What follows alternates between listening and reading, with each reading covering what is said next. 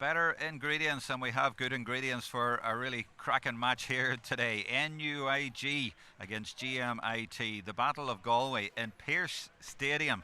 The big pitch for the big occasion. It's the Electric Ireland Fitzgibbon Cup semi-final. One Galway team will be in the final, but which one will it be? You see the setting there, and it's got a little bit brighter in the last 10 minutes or so. We've had some pretty horrific wind and a lot of rain so far today, but not so bad now. And you see at the bottom of the screen there the crowd filtering in for this game. It's a ticket only event, and we don't usually have that in the Fitzgibbon Cup, but this has a special interest today. It's the noisy neighbours from GMIT against NUIG, and you see the crowd in the stand there as well. So lots of interest in this game, and why not? And there's my team with Joe McKeown here with me from GMIT, and to balance things out we have John Paul O'Connell, who played in the 2010 Fitzgibbon winning cup team the last time that NUIG won it. And I'm going to bring in Joe first of all. Joe, I'm calling you as the noisy neighbours. I hope you don't mind that, or are you maybe thrive on that? No, if it's anything like Man City, we're the noisy neighbours for a while as well. Look at NUIG are obviously they're the big dogs in this. No, don't be starting that already. I don't know. You've got John Paul beside you here. He's not going to fall for that. They're the big dogs in this. This reminds me of Davy Fitz with LIT all those years, you know. Look at if we can be as successful as he was with LIT, we'll be happy. But yeah, look, the calibre of player NUIG have, it's always going to be a difficult occasion. But if the GMIT lads can put the shoulder to the wheel and be battle hardened and go for it and give everything, conditions might suit the dog type hurler today. And GMIT have loads of ability and loads of quality players, but I think they're going to be up against it with NUIG today. But they just got to go hard from minute one. I love that, the dog kind of player today. That's what it needs today. So maybe not the fancy hurlers. I mean, we saw Paddy Cummins for you last week putting on a show. He was a real entertainer. But are you saying this is a day for the opposite kind of player? You see, it's the NUIG guys are all lovely, really tasty hurlers. A lot of our guys are really nice hurlers as well. But I know from experience with our guys that they're really, they love these events. They love the NUIG day. They love people going against them and being written off, and they're as honest as the day is long, every one of these GMIT boys, and I know they'll give it everything they have. And look, it mightn't be enough, but they'll certainly make a spectacle of it. For the outsiders looking in, like myself coming down here, I see that there's 3 changes, by the way, and one of them is a temporary man going out. The point I'm getting to is that both teams are starting with 14 Galway men. Yeah. So there's a lot of local pride. It's the battle of the tribes here. It's surely that'll even out. We're not talking about one set of 14 Galway men are any better than the other. No, and as look at a pride thing alone. All these Galway lads, they're either playing club hurling together. Every one of them have been involved in underage teams with Galway up along, and there's going to be serious rivalry and good banter and stuff. And all these lads are great friends, as I said. But when they're in these different opposition colours in the colleges, there's no love lost, and I'd be disgusted if today was any different. Traditionally there wouldn't be, so So we mentioned 28 Galway men, but I have to mention one who's not, Cian Lynch. I mean, what on earth do GMIT do about the man from Limerick? Yeah, the big money transfer into NUIG. I wish the camera had been on you there to catch that wink that you gave me. No, look at Cian Lynch. It's not just third level hurling that Cian Lynch has done rack over the years. He's a tremendous talent, and where do you go? I think from a GMIT perspective, Keenan Fahy, centre back, is probably one of GMIT's best hurlers. Do you sacrifice his game by picking up Cian Lynch, or do you sacrifice somebody else? For me personally, I'd be hoping to let Keenan Fahy hurl his own game and let somebody else pick up Cian Lynch. But it's a big decision to make. Some battle if the two of them do go head to head. It's some battle, but I don't know. Who it benefits more. I think if Keenan Fahy picks up Cian Lynch, I think it benefits NUIG more, because I think he's such an important driving force for GMIT, that if he's picking up Cian Lynch, I think it's a loss to GMIT. The referee is Liam Gordon from Killimer, out there getting his work done so that he's ready for the game as well, because it's a big pitch here. He'll need to be up and down on the top of this. Good luck to Liam Gordon. Let's look at the teams now, and we'll put them up on the screen here and we'll go through them. First of all, with Joe McKeown, we'll look at the 2 teams, and we will start, I think, with NUIG, or is it GMIT coming up? I'm actually not too sure, but we'll see now in a second. It's NUIG, manager Jeff Linsky. Now there's 2 changes here that I have to tell you about, 2 very late changes. As you see there at number 8, Oisin Flannery is in now. He'll actually be wearing 30. Ian McGlynn is the number 8, but he's not going to play. So Oisin Flannery in there at midfield. He's from St Thomas. And at corner forward, number 13, Philip Hickey is replaced. He's not playing there. Mark Kennedy is in, and he will wear 26. So those are 2 changes for NUIG in their team so far that we have heard about. Let's move on to GMIT, and we have 1 change, and that change is at corner forward. Not too surprised, because number 15, Enda Egan, is replaced by Paddy Cummins. It says 15 there, but he'll wear 23. That's what he wore last week, and he is indeed the entertainer last week who did so well in the quarter-final win. He is from Gort. But just looking at that team there, Joe, you know all these lads. I mean, you're the fresher manager there. You know all those lads. How do you think they're going to line out tactically? Well, I suppose firstly, on an interesting, Mark Kennedy, corner forward for NUIG, was actually a first-year student at GMIT a couple of years ago, so it's nice that he's went across the bridge. I'm sure he'll get a nice reception and a nice welcome back. GMIT, they're going to sit deep. You know, your 2 midfielders, Donny Mannion and Patrick Foley, are going to sit a little bit deeper, and they'll be dependent on the likes of Conor Gardner and Sean McDonough to get through a lot of work. But if they're going to curb this NUIG attack, they're going to have to be set up well defensively. Otherwise, you know, they're going to be chasing shadows from minute 1. Just checking the messages, and there's one already from a Brian O'Donovan. He says, beautiful day for us. Yeah. And yeah, I mean, we came down from Maynooth direction today, and there was rain, there was wind, but it has settled down a bit now. It's not too bad. It's not too bad. No, it's as good as we could have expected this morning when we were looking out at it, you know. But look, at both teams will have to go through conditions regardless of what way they are, breeze and stuff like that. I do genuinely believe, you know, it's the team that will be able to work the hardest here and outdog the other team, as I've mentioned earlier. The only worry I have is that maybe the little bit of class and quality NUIG have might show towards the end, but I'm hoping for a big performance from GMIT today. Well, I guess that's a fair way of summing it up. I think most observers would agree with that. It's GMIT getting stuck in, and although on paper the other team have a extra bit of class, it's up to lads to stand up today, and this is their big chance, and they're playing against their mates from up the road, and there's boys involved in the game, and they're on opposite sides today, but they're from the same club. I mean, there are Rahan lads there, for example, you know.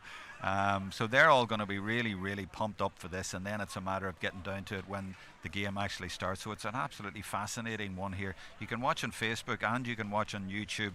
So it's available on both of those platforms today, and it's been made available free to watch by the Higher Education GEA Committee. So as the scene is set, we're just going to have one last word from Joe here before we move over to John Paul to give us some more comments from an NUIG point of view, and then Joe, if you come back at half-time, that would be great. So let me put it like this, one last question to you. By half-time, what would you be happy with from a GMIT point of view? The most important thing is to be still in the game. You know, look at whoever has the breeze is blowing right down the field here. Whoever has the breeze in the first half has a big advantage. Just stay in the game, not let, you know, no goals to be conceded. Stay in the game, give yourself long enough a chance to keep in the game as long as you can. It's going to be difficult. The more I'm looking out there at them NUIG lads and that big money transfer guy that is on the ball here in the warm up, it's going to be difficult. But as I said, I have every faith in these boys and their work rate and their desire, and just stay in the game as long as you can, and you never know what can happen. Here, your notes are nearly blown away. That's the sign of the wind picking up. So you're looking for the toss. You're looking to win the toss, and you're looking play with it. Win the toss, build up as much a score as you can, and then hang on for dear life then for 30 minutes. Hang on for dear life. Brilliant. Thanks a million, Joe, for joining us. Let's bring in John Paul now, and he's listened to all those comments. And John Paul, I have to say, Joe there got in quite a few digs now about the big money transfers and the big names out there and all that kind of stuff. Now he hasn't been shy about that, and about boys crossing the bridge and whatever. So he's setting the scene in real Davy Fitz sort of language, you know, about what's going to happen here today. And you know, the noisy neighbours from down the road are going to do it. What do you think?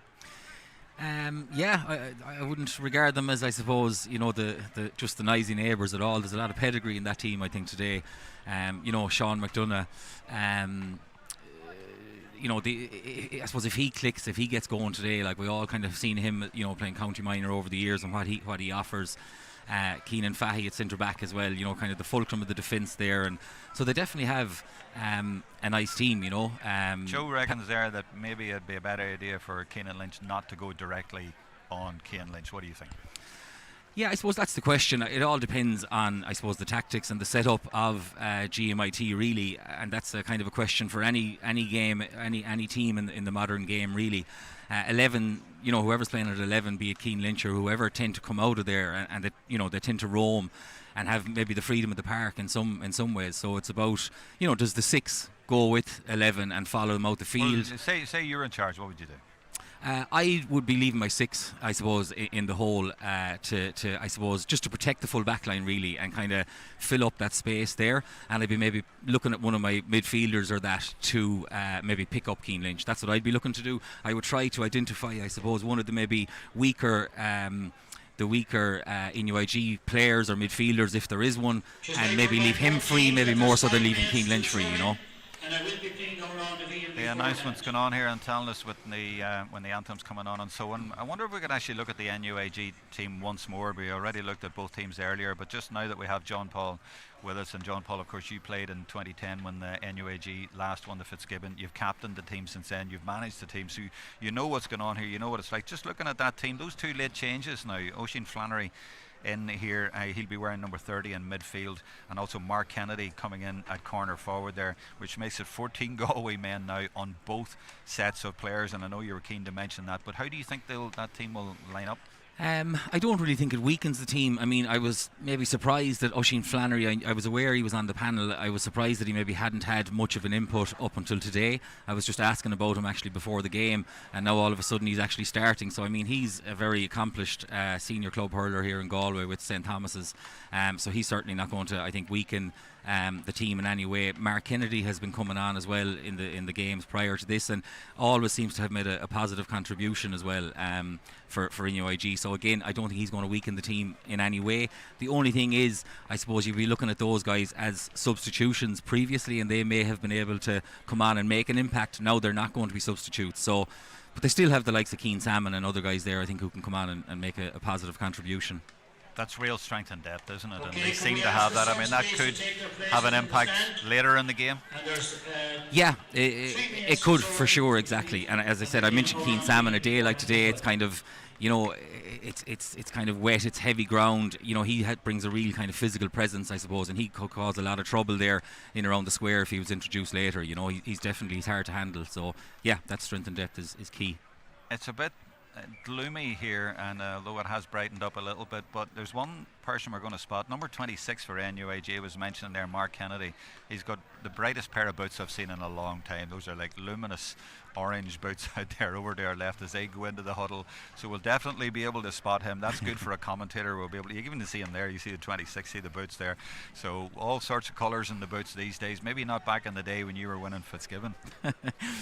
No, I suppose, look, it really doesn't matter. I suppose my own opinion would be it really doesn't matter what anyone turns up wearing. Be honest now, in 2010 were you wearing orange or yellow boots? Now, come on. Well, I certainly wouldn't be able to pull them off. I wouldn't have the tanned legs like Mark, but I wouldn't be able to pull them off. Well, he's in a corner forward there. I was told he was in maybe at midfield there, but he's definitely not. He's a corner forward. He looks nippy. He is. I've seen him, as I said, playing for Clarenbridge, the club here, his local club here in Galway, and with the college, and his hands are actually incredible. His technical ability is top class, and he seems to be able to play. He might be that perception that he's more of a summer hurler, kind of a smaller, lighter frame, but he's been kind of performing, in the Fitzgibbon Cup as well over the last couple of months. So it seems he can do it winter and summer, but. Yeah, technically unbelievable hurler, really, yeah. Someday for the college, really, NUIG, with all the different teams out and all the different codes today, and now here on the verge, on the cusp of a Fitzgibbon final as well. And GMIT there, you see in the shot there, and they're, I think, preparing for the anthem. That's what it is. So the flags are right down to the right-hand side, but NUIG, the Sigerson Cup, of course. So lots at stake here today. We're going to stop now for the anthem, and after that we're going to have the Battle of Galway.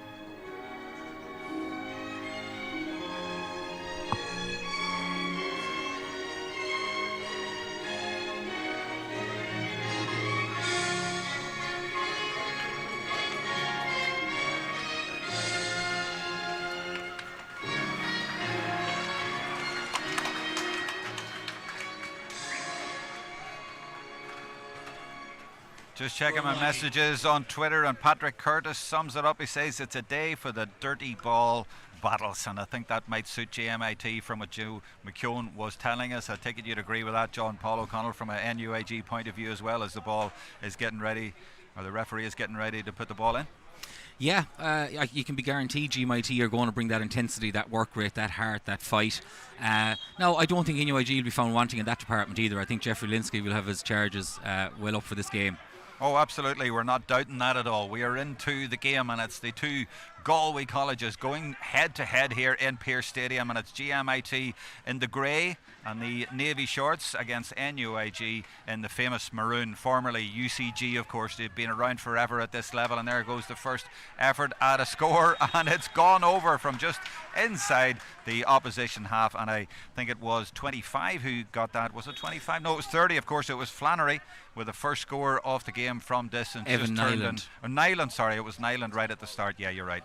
He got the first score of the game. 15 it was who got the score, and Evan Nyland, he usually scores from the placed ball, but on that occasion scored from play. That's a brilliant catch, and they're through here, NUIG, and they're looking for a score, and of course it's Lynch, and he goes low, but he doesn't connect there, but the threat was there, and lots of room in this big pitch. It's very different to Dangan last week here at Pearse Stadium, and big crowd in for the game, and big crowd watching online as Conor Caulfield puts that high and to the right of the post, I think it was, but it certainly was wide, and it remains 1 point and no score early on. 1 minute in, and it's NUIG with first blood, and this is the goalkeeper Dara Fahy, a brother of the captain Keenan Fahy from Ardrahan, and he sends it over to the right hand side around midfield, and they all battle for it in there. I didn't mention the Battle of Galway. Nyland in there, of course, he is a 15, and that was Conor Gardner, or rather Fionn McDonough, number 12.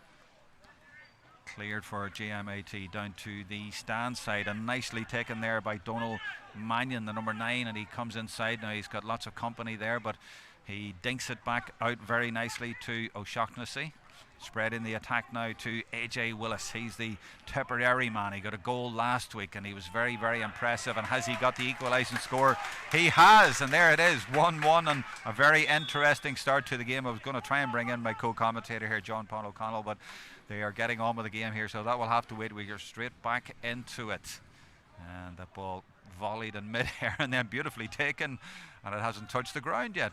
The GMIT defender has been very innovative there, but trying to get that low ball in again, this time to Sean McDonough, but it didn't reach. It was intercepted, so this is Conor Walsh now for NUIG, leaving it off to the captain Fitzpatrick, and from a considerable distance off his left side, the captain delivers. Brilliant point and a high quality start to the game, John Paul. Yeah, very good start. Jack Fitzpatrick there with that point as well from full back, and he actually gave the first ball to Evan Nyland for his score as well, so he's made a very impressive start and has intercepted another ball.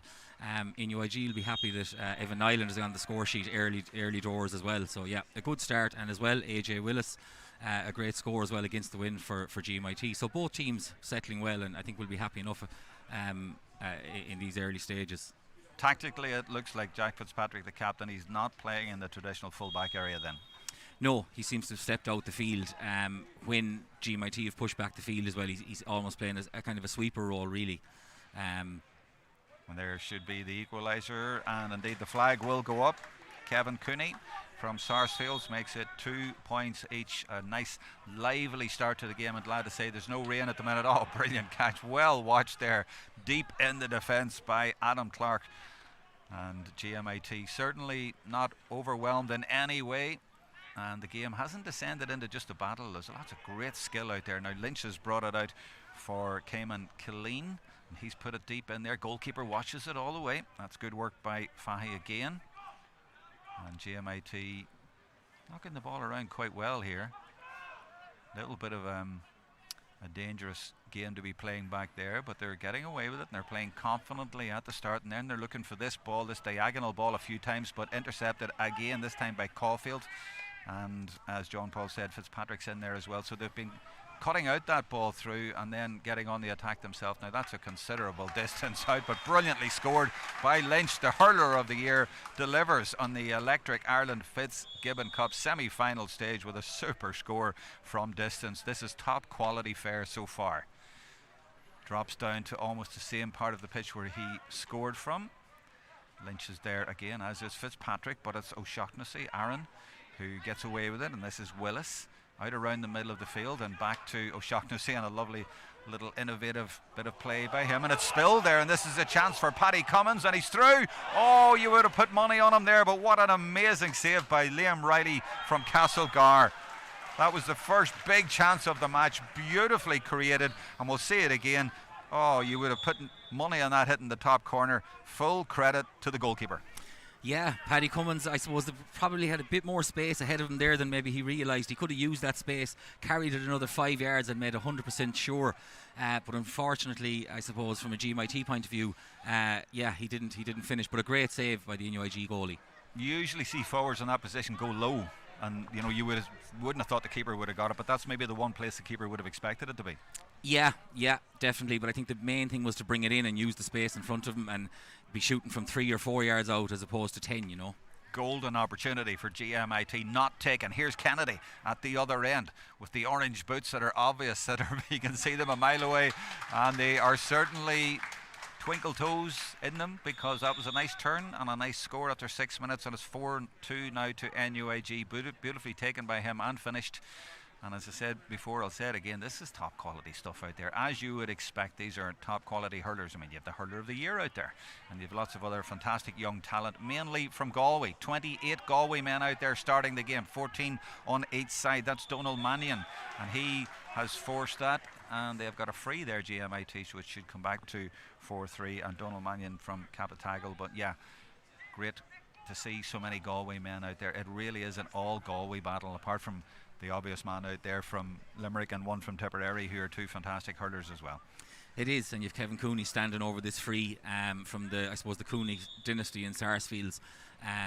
It's great to see it. As I said, it's a bit of a change in the last few years. I suppose previously in 2010, I think NUIG might have had 5 or 6 from Clare, 1 or 2 from Tip, maybe 1 from Offaly, and 5 or 6 from Galway. Whereas this year it's maybe 14 Galway players on the team. So the colleges are really working hard, I suppose, in attracting the Galway, the local kind of talent, I suppose, into the colleges, and it seems to be working well for them. And that was Keenan Fahey, number 6, the captain of GMIT, coming out to win that ball from the puck out, but NUIG have turned it round, and Kennedy is trying to get through. Now the referee is considering blowing his whistle. A hand has now blown it. Kennedy held up there, but he is certainly a danger in there in the early stages as the sun comes out as well. It's nice and bright here. I can't believe that after the weather we've had earlier. It's beautiful here in Galway, and apart from a bit of a breeze, which NUIG have on their backs, and they score now, of course, through Nyland. He never misses. They go to 5 points to 3, but a lively start, and Kennedy certainly is one to watch in there, and that's 2 or 3 times he has caused danger and trouble in there for GMIT. So they're just keeping a couple of points ahead, but that goal chance could have made a huge difference for GMIT, especially against the wind. They really should have taken that chance, but still obviously well in the game. And this is Cooney, who was mentioned there from that Cooney dynasty, and number 30 is Flannery there. He started the game even though he's wearing 30, also from Sarsfields. And actually I'll just check that. Is that the same Sarsfield club, or is there 2 Sarsfields? Oisin Flannery is St Thomas's. Oh, he is, you're right. Yeah. Oh, off Sarsfield's there. Darren Morrissey is Sarsfield, he's at 6. I had to rearrange my notes here because at midfield, of course, Ian Midlin didn't start and Flannery came in. He's St Thomas's, and Kevin Cooney is Sarsfield's for GMIT. Thanks for clarifying that. This is 10, or 15 rather, of course. That's Evan Nyland from Clarence Bridge. And I said he never misses, and he's not letting me down. He's put that over again. He scores like 12-13 every game, and we're now in the 9th minute, and it's 6-3, and there's 3 in it, and that goal chance that was missed, well, that would have had the teams at level, and GMIT would have been very happy with that. They are playing against a bit of a strong-ish breeze. It was stronger, I think, an hour ago. Still quite influential in the game, to be fair. This is Fahey, and the sun is out as well, and it's probably in the eyes of the goalkeeper down to the right as well. So a tricky first half for GMIT, but they have got up the field quite a lot, and they're getting up the field again. That's the important thing, and he's lost the hurl, so he just hand passes it inside. And looks like Cummins has lost a hurl as well. 2 players have lost their hurls there, but GMIT still coming. They don't need sticks. Yes, they do. Oh, he's going to boot it. He kicked one last week, Paddy Cummins. He tried again, and he might still get through, and they do. Oh my goodness, in the end, little bit of Gaelic football there, little bit of hurling, but Kevin Cooney from the Cooney dynasty has got a goal for GMIT, and that was brilliantly worked, and it was certainly very creative and imaginative, and they adapted to the situation and put it in the net. That's livened things up. How did they do that? Yeah, Kevin Cooney was instrumental in that whole score. In that score, he started it, the move, and he also obviously finished the move. Very tidy finish, and a huge score against the win for GMIT in the first half. They'll be very happy to be, on level terms at this stage of the game, playing against that breeze. You don't often see 2 players losing their sticks and still getting on with the game and managing to create a goal out of it. No. And we know Paddy Cummins is a box of tricks as well, and he's proven that again today, with or without the hurl. Flannery at the other end trying to put NUIG back in front, and he succeeds in doing that, and that's 7 points to 1-3. From an NUIG point of view, though, you'd be worried. That's twice they've got through, and they should have had 2 goals.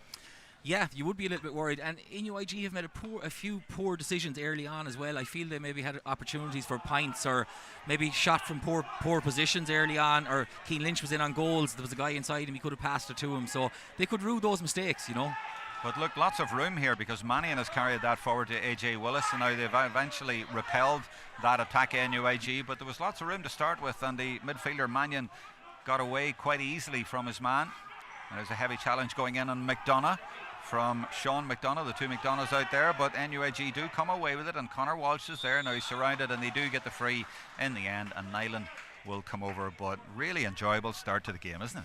It has. That goal has really livened things up, and you can just feel the atmosphere has increased now, and it's a real kind of a derby affair now. So yeah, hopefully looking forward to another 50 minutes or 45 minutes plus of hurling.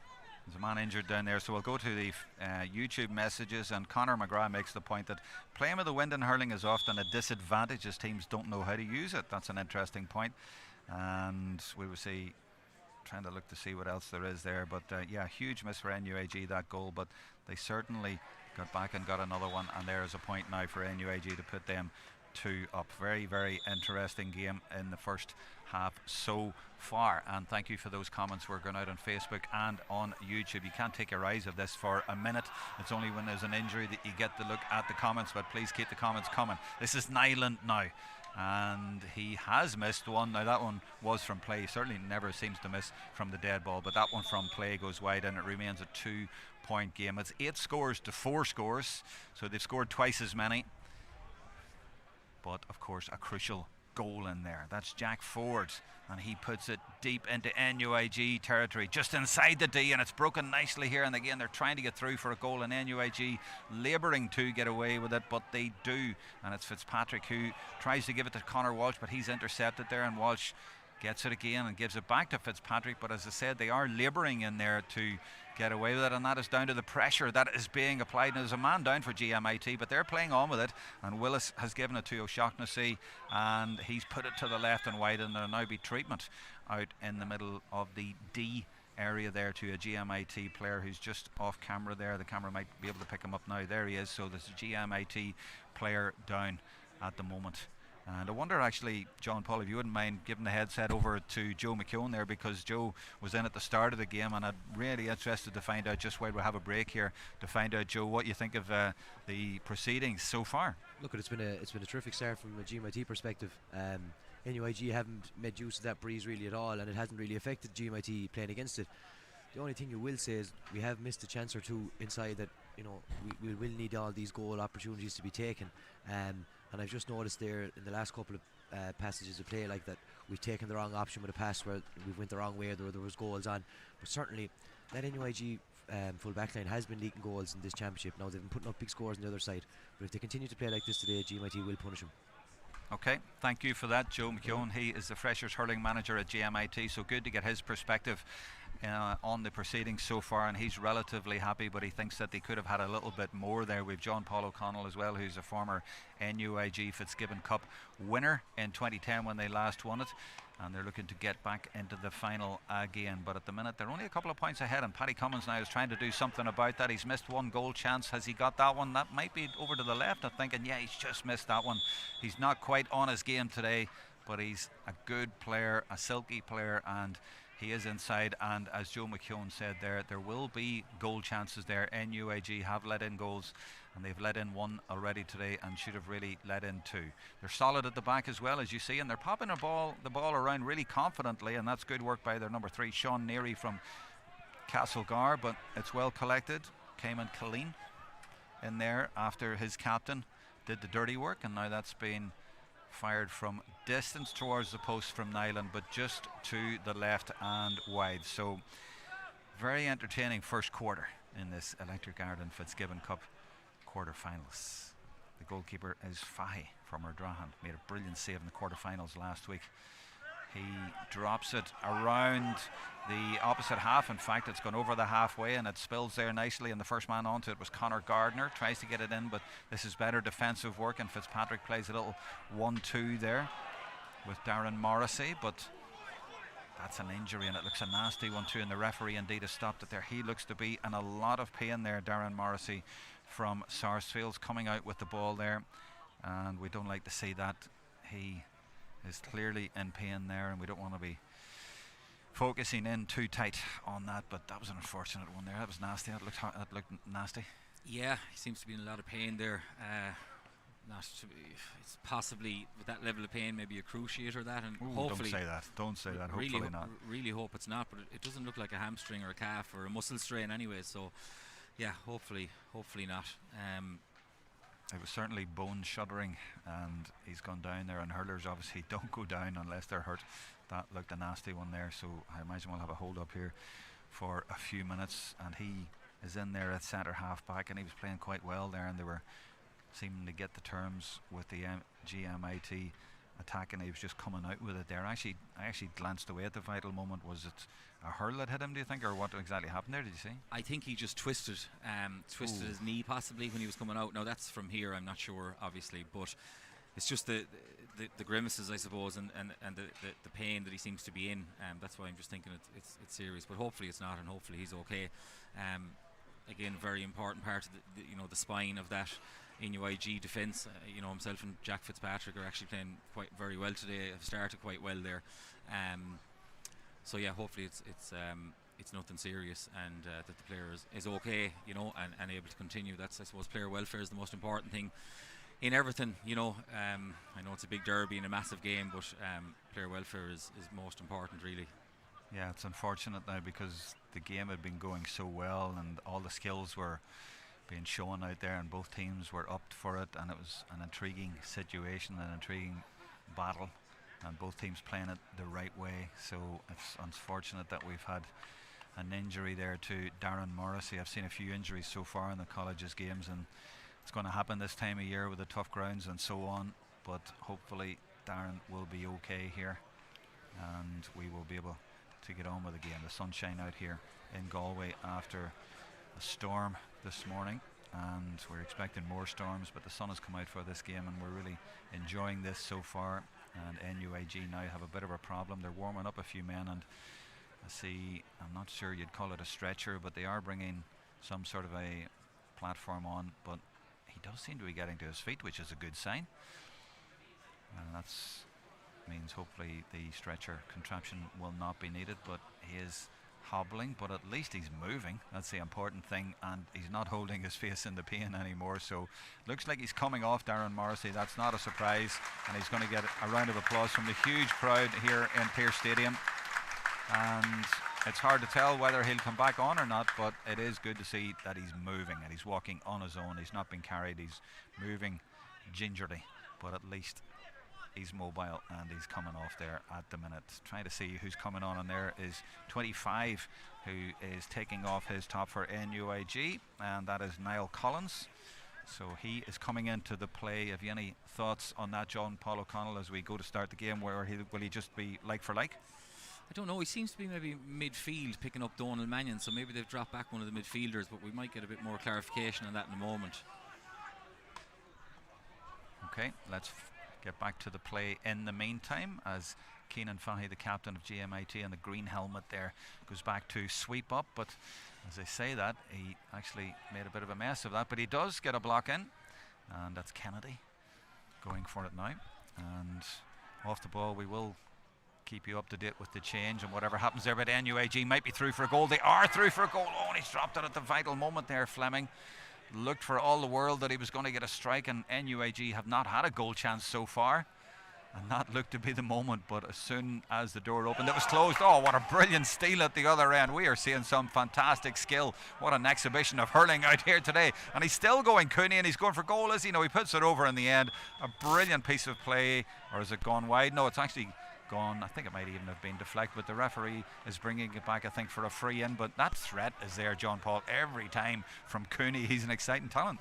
He is. When you see him in action, sometimes you can't help but think of his father Joe, and he's so similar to him. So the bloodline is good there for sure, you know. And he's definitely causing the GMIT defence a lot of problems. And he's very mobile as well. He's quite a, you know, he has a big, strong physical presence, but he can move as well when he gets going. So he's definitely finding his confidence today and doing well. It's that little sort of thing that he did there in the air to sort of flick the ball away. Those little moments of magic that, you know, you're watching something pretty special out there, and a hurler who's a real natural hurler, and he's got tricks there as well. So it's always nice to see that, and we've lots of them out there today. This is Dermot Kilcummins from Annadown and Galway. Nias Lynch, of course, the Limerick man. Oh, and it hits the post and it comes out. Might be a goal, though. There's a chance here for McDonagh. Leaves it off, and surely it's going to end up in the net from John Fleming. And it does. Eventually, NUIG with their first real goal chance of the game. And they have struck for goal, and they have got it. There it is. Fleming, back of the net. Yeah, excellent refereeing there from Liam Gordon as well. Played the advantage to Cian Lynch. Ball came off the upright. Back to Fionn McDonagh, kind of lost his feet, but was able to give the offload to Fleming, and an excellent finish from close range. You don't often see an effort at a point coming off the post like that, but it actually worked really well for NUIG.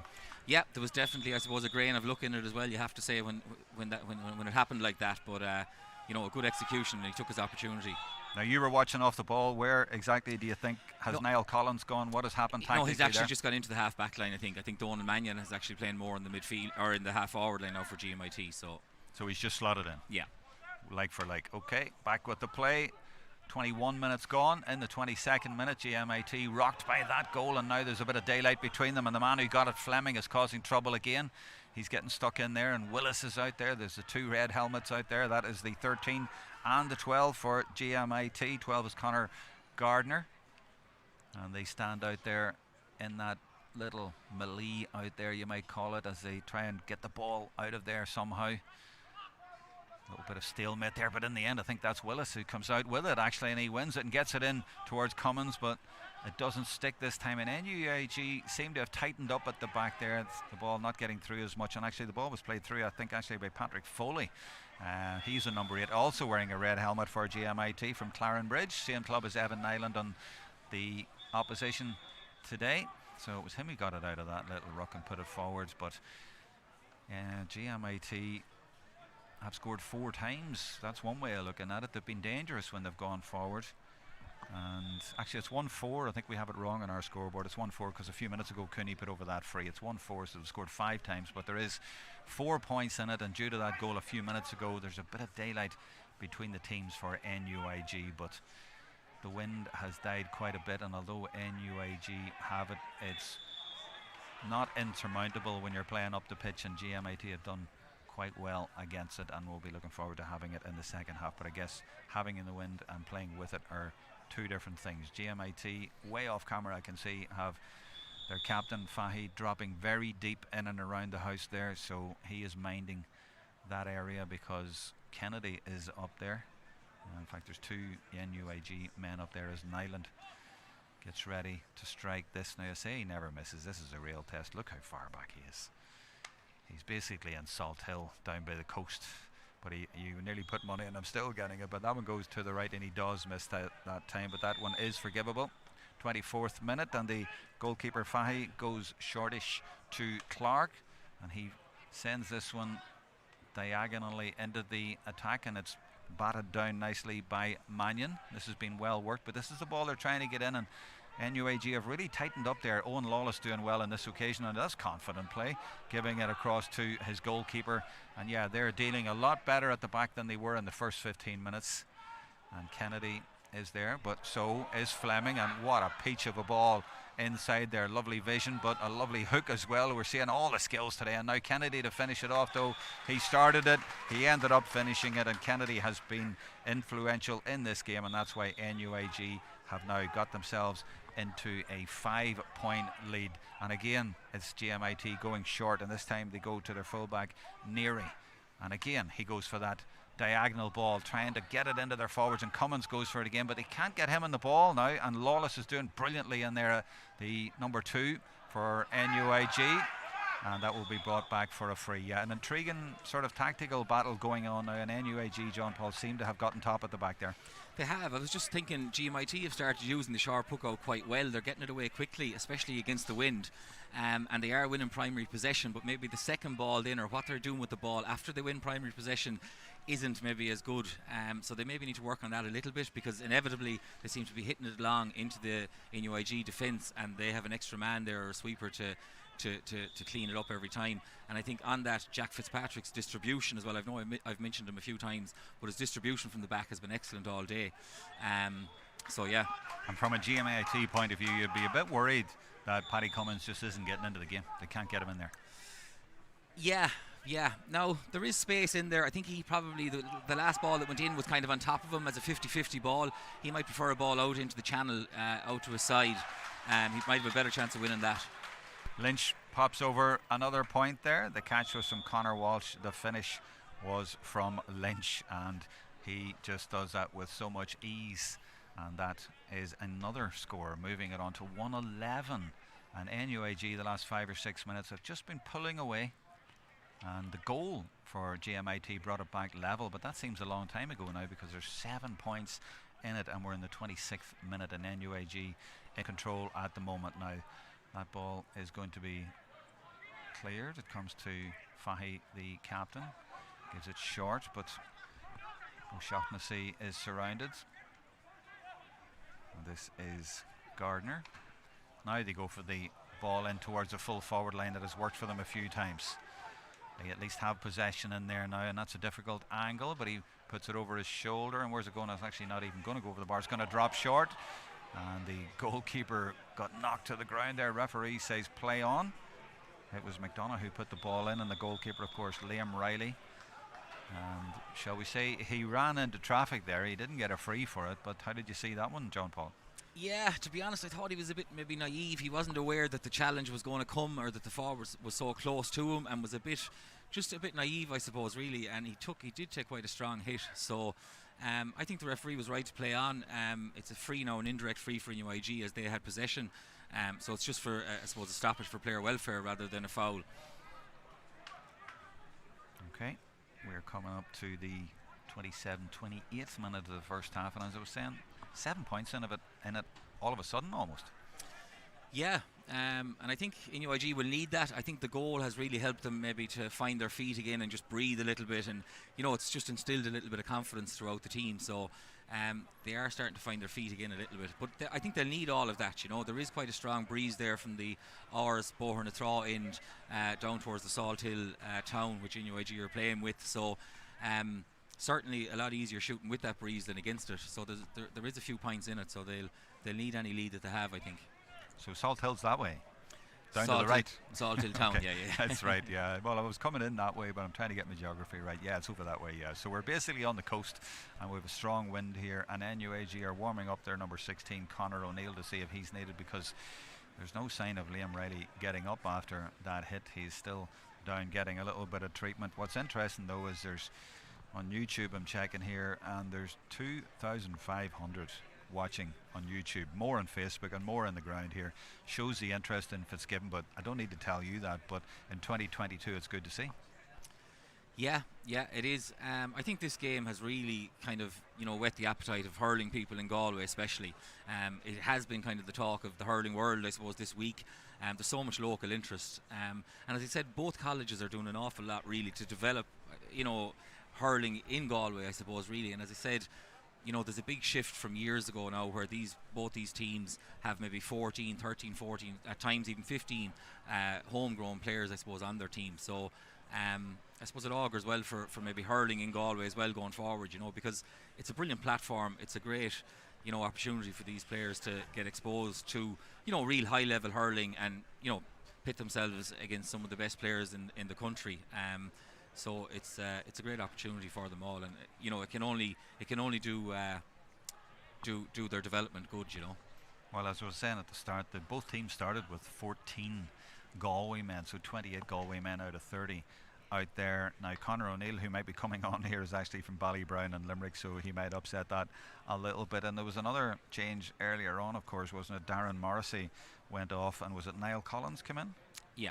He's Capitago, he's Galway, so yeah, he keeps it all Galway. But yeah, it's very interesting, as you were saying earlier, in days gone by you had had guys from all sorts of colleges, but it shows the strength of hurling in Galway as well. It's on the bit of a crest of the wave at the minute, and although we have a Limerick man out there and the Tipperary man and maybe another Limerick man coming in, it shows maybe that the future is bright for the county overall. It is, I suppose. I mean, all you have to do really is look at the success of Galway minor teams over the years, like the quality is always in Galway. There's a massive amount of players playing the game in Galway at a really high level. There's a huge amount of clubs. There's they always have a wealth of talent, really. I suppose it's really about developing them from that under 17 to senior. And whatever way you look at it, there's going to be a Galway team in the final. One of these teams is going to be in the 2022 Electric Ireland Fitzgibbon Cup final. NUIG in the driving seat at the minute, and that looks like another point for them, and they stretch their lead to 8. 1-12 plays 1-4 now, and they are just stretching away from GMIT. And at the start of the game, Joe McKeown joined us and said that he hoped that GMIT would be well in the game at half time. Well, they're just about in. A lovely pick up there, of course, from Lynch, and it's Fleming coming away, and he puts it over. Oh, and that is absolute star quality there, and Lynch is put over the sideline, but he got a little bit of skill in there, and you enjoyed that job, Paul. I did. He's really starting to influence this game. That pickup was just a moment of genius. I suppose we've seen him do it time and time again for the Limerick seniors over the years.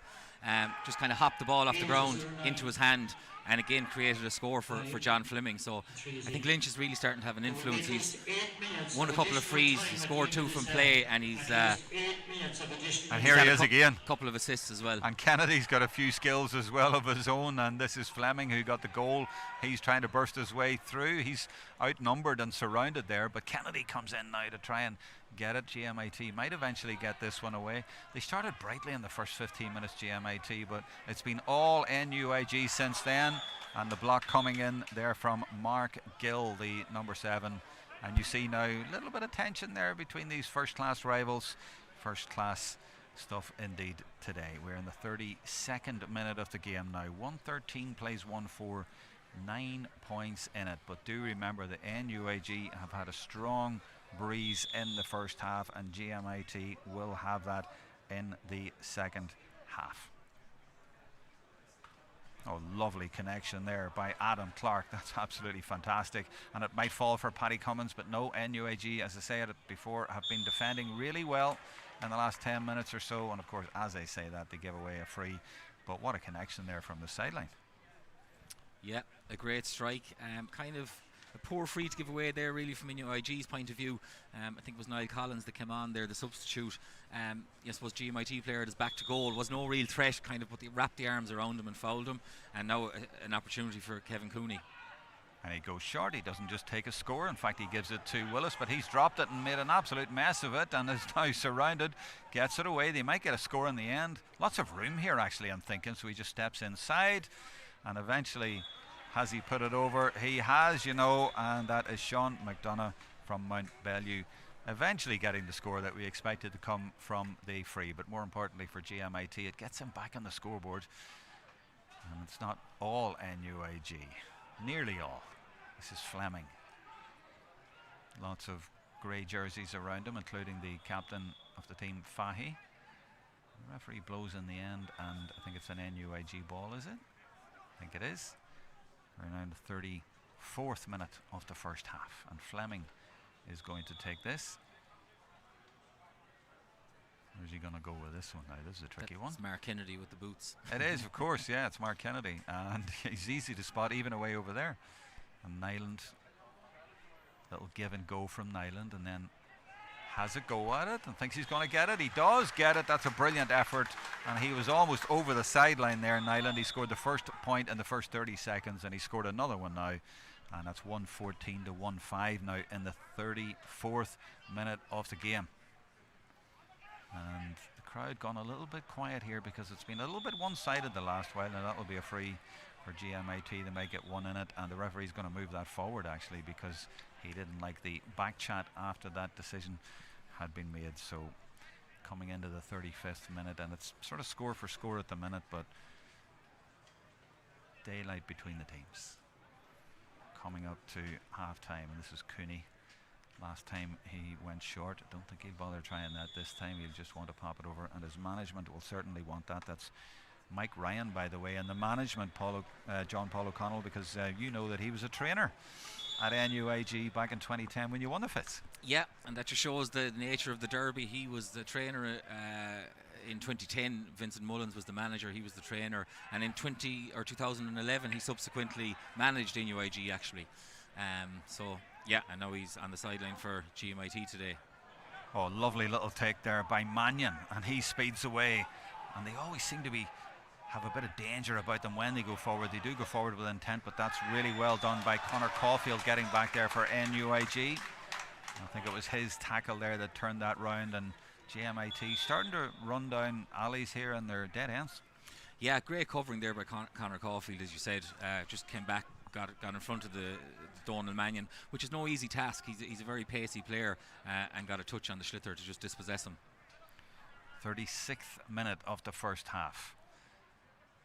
NUIG try to get another score, and they might, because they're putting pressure on the GMI defence, trying to come out. Kennedy and Lynch there were combining, but this is Luke Prendergast from Ballindereen at number 4 for GMIT, and Cummins has now come out the field a little bit, and his little tricks just aren't working today. And it's NUIG and said he'd come away. I think that's Fleming in there, is it? And he takes a point again from distance, and that's economical, and that's class as well from Fleming to make it a 9-point game again. Now they go short, GMIT, to their captain and back to Neary, and there the ball up along the side. Oh, and it's beautifully taken by Willis. He is a lovely hurler, but he was crowded out there by Flannery. And this is Kilcummins for NUIG. Decides to give it long, and why not, because Fionn McDonough is up there from Moycullen. He got the goal last week against WAT in the quarter-finals. This time he comes out and gives it to Nyland, who of course inevitably goes onto that left-hand side, but just misjudges that one and goes to the right-hand side. We're in the 37th minute. Referee blows his whistle for the goalkeeper to continue, so we keep going. And the goalkeeper is Fahy. Dermot played in the 90s for Galway, and both him and his brother here, Keenan, they're both Galway seniors. So it's certainly in the blood, in the family, but they are struggling at the minute to stay with NUIG. 9 points down. That's quite a long way back. Even with a strong wind, they're up against a strong NUIG team. Coming up to half time, this is Adam Clark. He struck a sideline cut absolutely perfectly about 5 minutes ago. This time he's looking to go short though, and in fact he makes an absolute mess of this one. That's the exact opposite, from the absolutely brilliant to the very poor. No harm to him.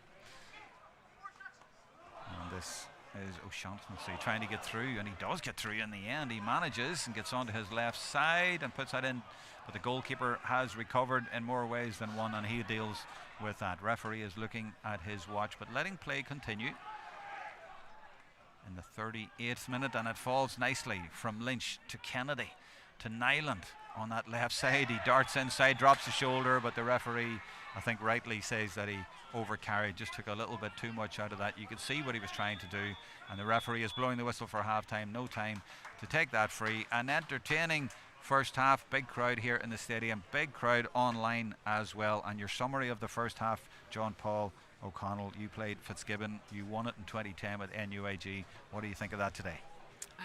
I think GMIT will be very happy, I suppose, with the first quarter. The start they made to the game, it was level pegging there maybe 15 or so minutes into it.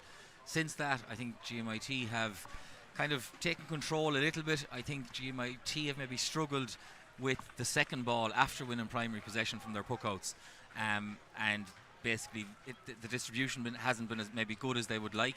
Often played it into an extra man or a sweeper, or as I said, not down the channels to where where the forwards would actually want the ball. More of a 50-50 high ball, which is kind of a backs ball all day really.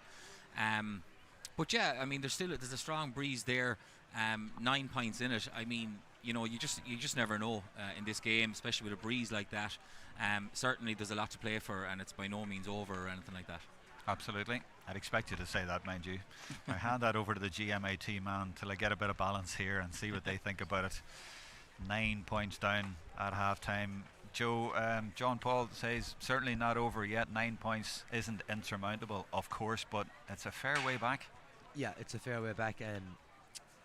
The first 10-15 minutes of the game, GMIT were massively in it. When I spoke to you last, we'd missed a couple of opportunities of goals and stuff like that, and that's always going to be crucial, especially when you're the underdog and stuff like that. You've got to take your opportunities. I think defensively NUIG have come to terms with GMIT's attack in the last 10 or 12 minutes of the half in particular. Around the time where I suppose Darren Morrissey, who unfortunately went off injured, it seemed to give them a couple of minutes to rejig and settle themselves again, so they've steadied on since then. But is it that they've tightened up, or is it, as John Paul says, that a lot of the ball in has been maybe too high and maybe not accurate enough or not driven enough for the forwards? The problem with the ball in is the way the GMIT are set up, and they're set up quite defensively in the sense that they've only got the two inside as well, but their half-hour line is pulling out really far out to leave that space inside. And as John Paul said, if the ball is coming in and it's not perfectly to hand, you've got no extra runners around you for support. Like your NUIG are coming out with the ball time and time again, and that's been a big issue. One of the bigger issues from an offensive point of view from NUIG is that they've spent most of the first half playing with 4 across their half-hour line. They have left Fionn McDonough and Mark Kennedy inside, and they've pulled Nyland out with Fleming, Conor Walsh, and I see Cian Lynch has predominantly been on this side of the field here, on the right hand side of the field, and his impact in the game really grew as the game went on, along with John Fleming's. But GMIT don't seem to be kind of reacting to that. They seem to be leaving Sean Neary loose inside, where they'd probably be better off coming out man to man on the 4 in their half-hour line, because Nyland has actually had a few wides, which is a very rare occurrence for him today. So I mean, the score could be worse in the first 10 minutes of the game. It could have been a lot better, but at this moment in time I just looked at the kind of, I know there's a breeze and everything, but I just looked at the way the body language of the guys coming off there, and GMIT look like they've given a lot of energy and effort without very little reward in that first half, and I actually think that the breeze will benefit NUIG in the second half, for the simple reason that ball is going to hold up a little bit more in the kill zone around the 20-yard line, and if these boys get going, there could be more goals inside, unfortunately from a GMIT perspective. But look, GMIT have the breeze. 9 points is no crazy score to be behind. It's going to be extremely difficult. Do I think that they can come back from this? No is the answer at this moment in time. I just think that NUIG are only going through the motions a little bit, and GMIT look kind of lost for ideas. I hope I'm wrong, but at this moment in time that's the way it looks to me. Okay, thank you for that appraisal. We're going to take a break for a few minutes, but we will be back at the start of the second half. You won't miss a thing. Stay right here.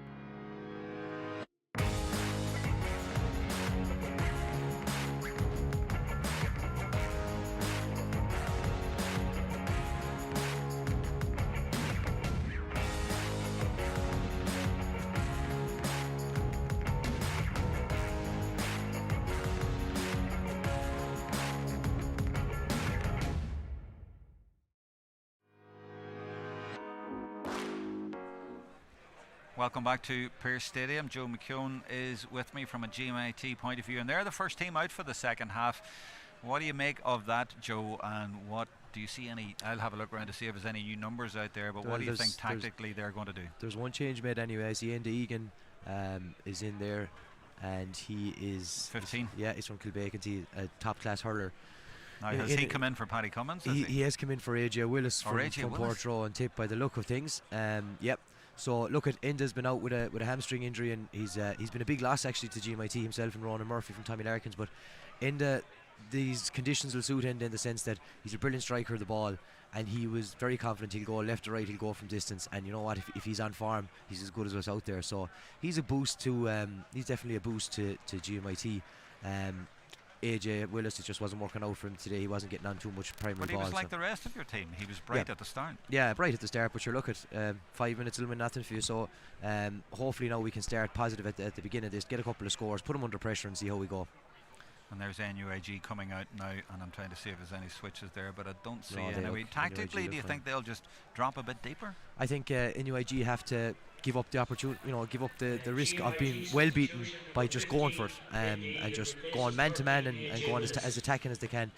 Now is not the time to be defensive. They have to be brave and just go for it. And by the look of their shape there now, they look like they're playing similar tactics, two inside, so they're going to be going for goals. But I don't know. I think it'd be better off going man to man and try and be as offensive as possible.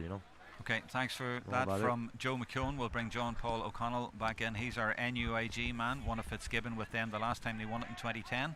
So he's joining me for commentary now for the second half, thanks to Joe McKeown, who's the Freshers hurling manager at GMIT. So we're nice and balanced here in the commentary area, and that ball knocked over the end there by Mark Gill for NUIG. But immediately the pressure is going from left to right, and we will see how they set up now.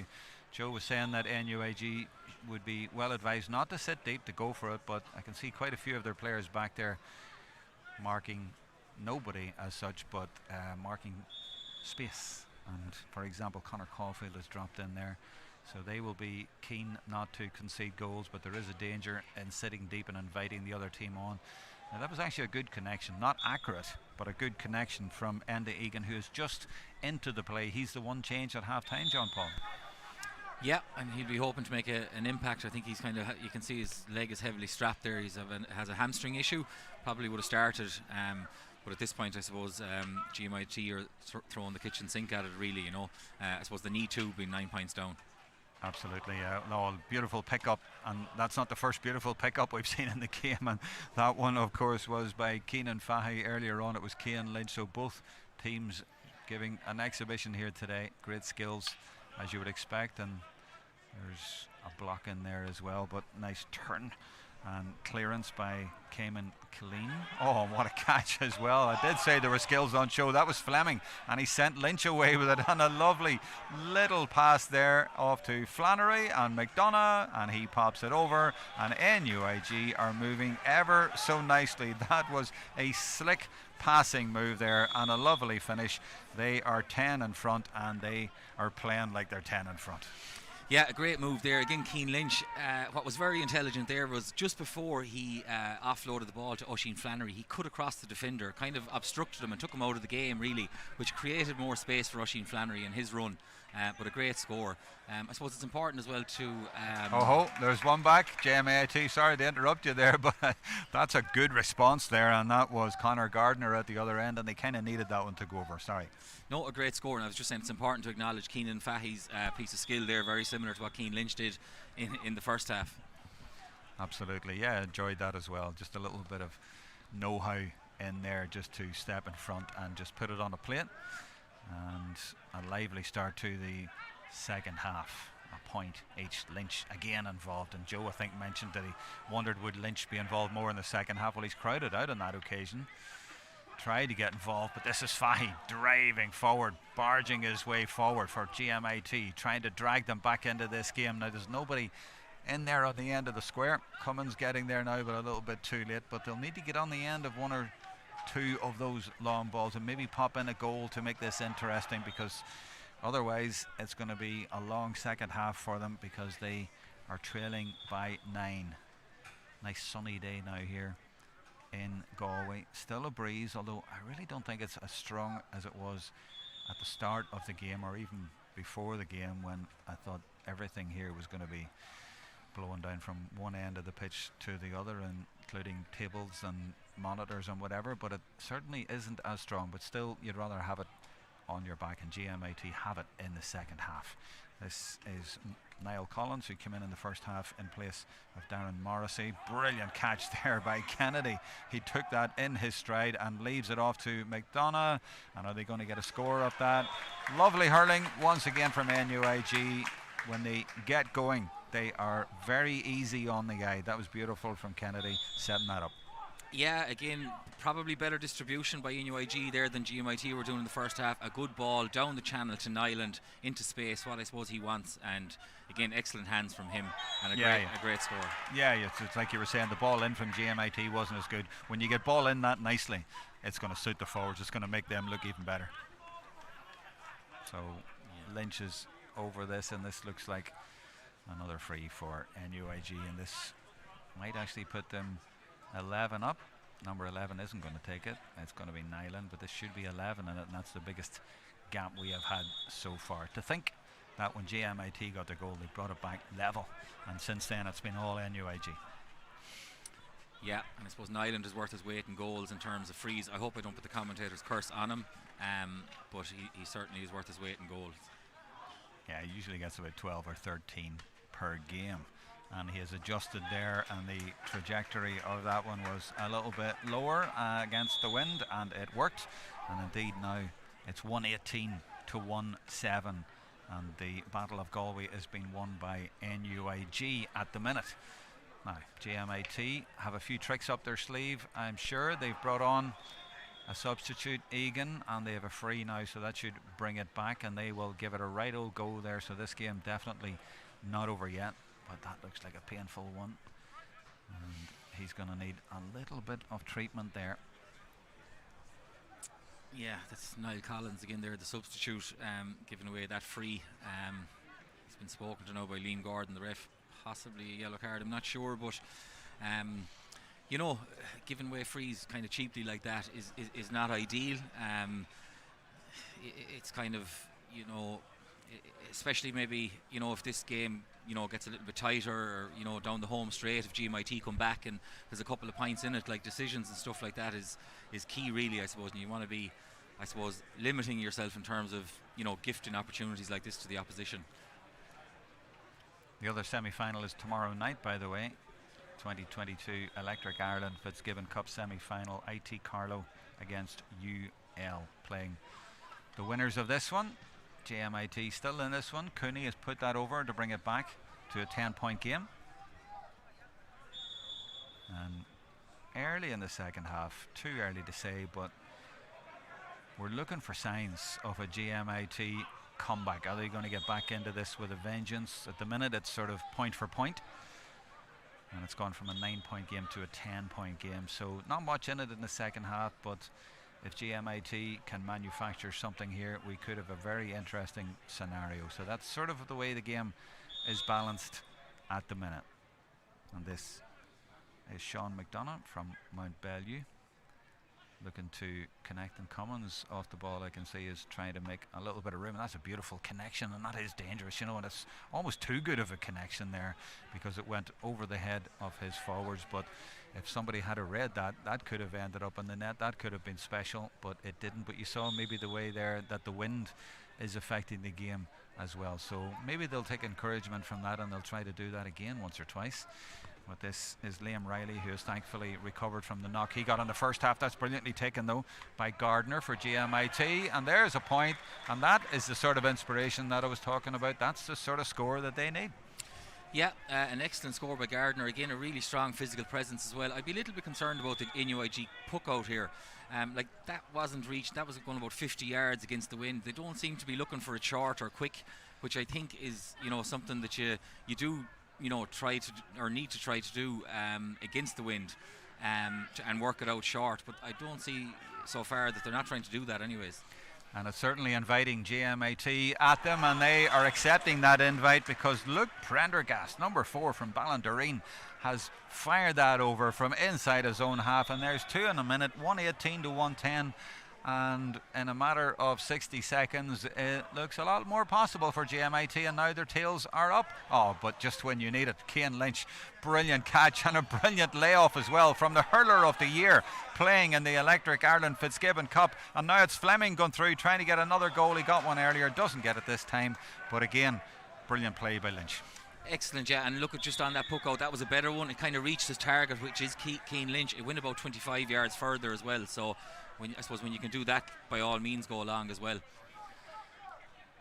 And now it's GMIT's turn to go long, but that drops nicely for Caulfield, who's always playing like a sweeper in there, isn't he? Gets a lot of ball in there and intercepts a lot, and he's a key man in the defence.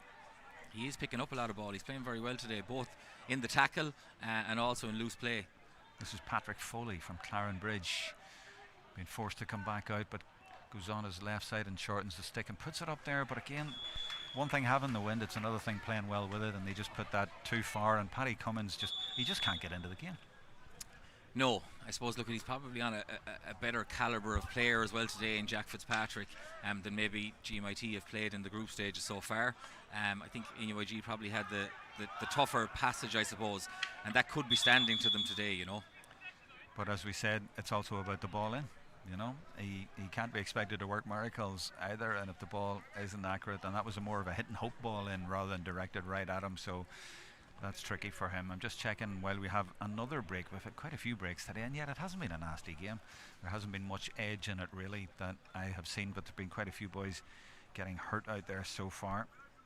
And I'm just checking on YouTube. We have a big crowd on there now, 2,300 people watching on there, and lots of people enjoying the crack and enjoying the game. And one of them says Mount Bellew is the home of hurling. I think a few boys here might debate that, but certainly today it's all about Galway. We have, I think, 28 out of the 30 out there starting the game, and even out there at the minute are Galway men, even though it's 2 Galway colleges where everybody else is entitled to go to as well. But it shows the strength of Galway hurling, and they're putting on a show in the semi-finals, the last 4 of what is the All-Ireland basically in senior colleges hurling. And there's, I think it is at the number 11, it is, it's McDonough there for GMIT getting a bit of treatment, but he seems okay now, and we're going to continue again. The referee Liam Gordon from Killimer is going to drop it in there between Aaron O'Shaughnessy, he's 14 from Tullochmore, and Conor Walsh, I think it is, number 10, who's in there from NUIG. They go at it, and we go at it again. 11 minutes into the second half, and it's Fleming well out the field, although wearing 14, easily intercepted by Keenan Fahy from Ardrahan, and he sends it into the forwards, and now Cummins has it. He goes on to his right side, and that looks like it's going to drop short, is it? No, it's going to go to the left and wide, and Cummins unable to get a score away there. That would have helped lift his team, and now NUIG do go short with their puck outs and now send it down the channels, and that's Walsh there getting back to try and get the ball, but Fahy, the captain, again is strongly in there, needs a bit of help, gets a bit of help, and little short pass there to Clark, who then sends it back down the channel, but that's Owen Lawless, I think, who's there, who's reading that one, and it's defence is on top at the minute, it would seem. And NUIG with Lynch now trying to create something. He's so creative, he's got great vision, Lynch, and he gives it to his full forward there, that is Fleming, but that's a bit inaccurate. Looking to pick out Nyland, would have been a lovely score, and they do get a score in the end, would have been a lovely goal, but they do get a point, and you just feel that they can step up through the gears when they need to. Yeah, and it's Lynch again, I suppose, that influence. It's just the peripheral vision he has there, and the feet, the way he was able to dance and evade that tackle. He's really is a joy to watch, I suppose, and every time he gets the ball into his hand, inevitably something almost positive happens for NUIG. Yeah, never mind, was it Storm Dudley or Storm Eunice we were supposed to get? It's more of Storm Lynch in this game so far. Not that he's been entirely dominant, but it's just lovely little touches here and there at key points in the game, and again he just leaves it off so nicely. And Conor Caulfield picking this one up now and spreading the play, and NUIG comfortable, I think, at the minute in this game. And here is Lynch again And oh, that's absolutely fantastic play. So effective, and there should be a goal here for Nyland. He's not going to get it in the end. I sort of held my breath there, and I was admiring the play up to it. The build-up play has just been spectacular, but so clinical. The catch, the turn, the pass, and all done so efficiently. Yeah, I think probably Nyland will be disappointed. Maybe should Oisin Flannery have taken the opportunity himself, I'm not sure. But again, the play from Lynch, as I said, NUIG just need to get the ball into his hand, because he's running the show at this stage, really, you know. And he's getting a bit of more room now than he was getting, and he uses that room so well. 14th minute of the second half, and again it's Lynch in there. He's having a growing influence on this game, but that has gone astray to Mannion for GMIT. Steps back inside, tries to leave it off, but actually just gives it to Collins. Went for the short pass instead of driving it in, because when they've been driving it in, they haven't had any joy in there. They've been trying to drive it in all second half, but they're not getting any joy in there at all. No, they're struggling, I suppose, to get quality ball in, maybe.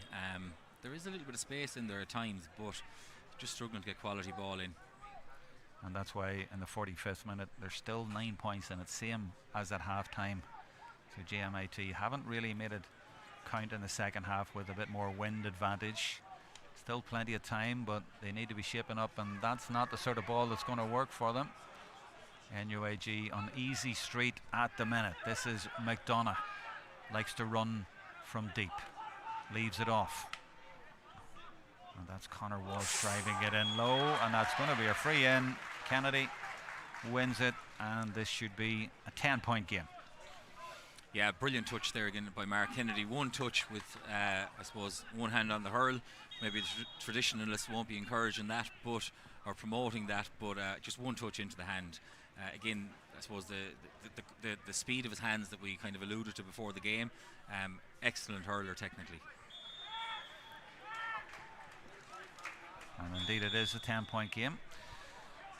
So we're exactly at the 3/4 stage, and GMIT not making any headway in the second half, but they have a quarter now to see if they can turn this round. But NUIG have set up for the second half, and it's certainly working nicely for them. No real panic stations apart from a couple of minutes there when NUIG conceded a couple of points in about a minute, but other than that they have been slightly the better team in this half, and they seem to have things under control. And they've got a free here now as well. So the big crowd in Pearse Stadium and the stand side here enjoying this game, but no real fireworks or drama so far. The first 15 minutes was certainly very entertaining, but now NUIG seem to have the situation under control, as I was saying. And there's McDonough coming in with a block to halt GMIT's progress once again, and that's kind of been the way things have gone in the second half. GMIT showing good spirit though, and they keep going, and that's Foley number 8, and they get it off to Cummins now. Can he get a score? They need him, and he finally delivers. He got one in the first half, and he delivers now, and that's a good score from him, and that'll give them a little bit of encouragement and give him a little bit of encouragement. The management have stuck with him. He is a classy player, and that's a classy point, and a few more of those are certainly what is needed for them. Fionn McDonough is getting a little bit of treatment, so at this point I wouldn't mind bringing in Joe McKeown again for just a minute, if you don't mind, John Paul, just to get the GMIT perspective. And really we were at the start of the second half. Joe, what needs to be done here, or do you see any signs of a comeback? No, to be honest, I don't think GMIT have made great use of the breeze, and as I said at half time, I think NUIG have made better use of the ball against the breeze. Now look at NUIG after leaving away a handy chance of a goal down there. Nyland, I don't know, he kind of had a bit of a lost his mind, I think, for a moment. But look, I think the greater threat of a goal is in NUIG, and unfortunately from a GMIT perspective they're the ones needing the goals. But just keep plugging away. There's still 15 minutes to go or so, but at this moment in time you'd have to say it's advantage NUIG. They're not finding their forwards as well as they were in the first 15 minutes, there's no doubt about that, and the long high ball in isn't really working either, so you know, you're sort of caught in between. Then you try to go short, and then it gets cut out. You know, but NUIG just seem to be on easy street at the minute now, and they're going to bring in, is it their number 8, Ian McGlynn, who didn't start the game. They're bringing him in. Really good. Cian Salmon as well has been warmed up. So from a GMIT point of view, you're looking over and you're thinking, oh my goodness, and now they're bringing that's them going on. to be our problem now as well, as we're tired now as the game has gone on, and look at the lads have committed. They've worked hard. They've put in tackles. But now you've seen these lads coming on now, like when your tongue is hanging out, that's the last thing you want to see. So look, it's definitely advantage NUIG, and it's going to be very hard to see him peg back from here. Yeah, but you know, if they do something like that and get a little bit of inspiration from Conor Gardner with that catch, and if that goes over from Fahy, and it does, you know, a few more of these. 7 in it, yeah. Am I trying to build it up too much? No.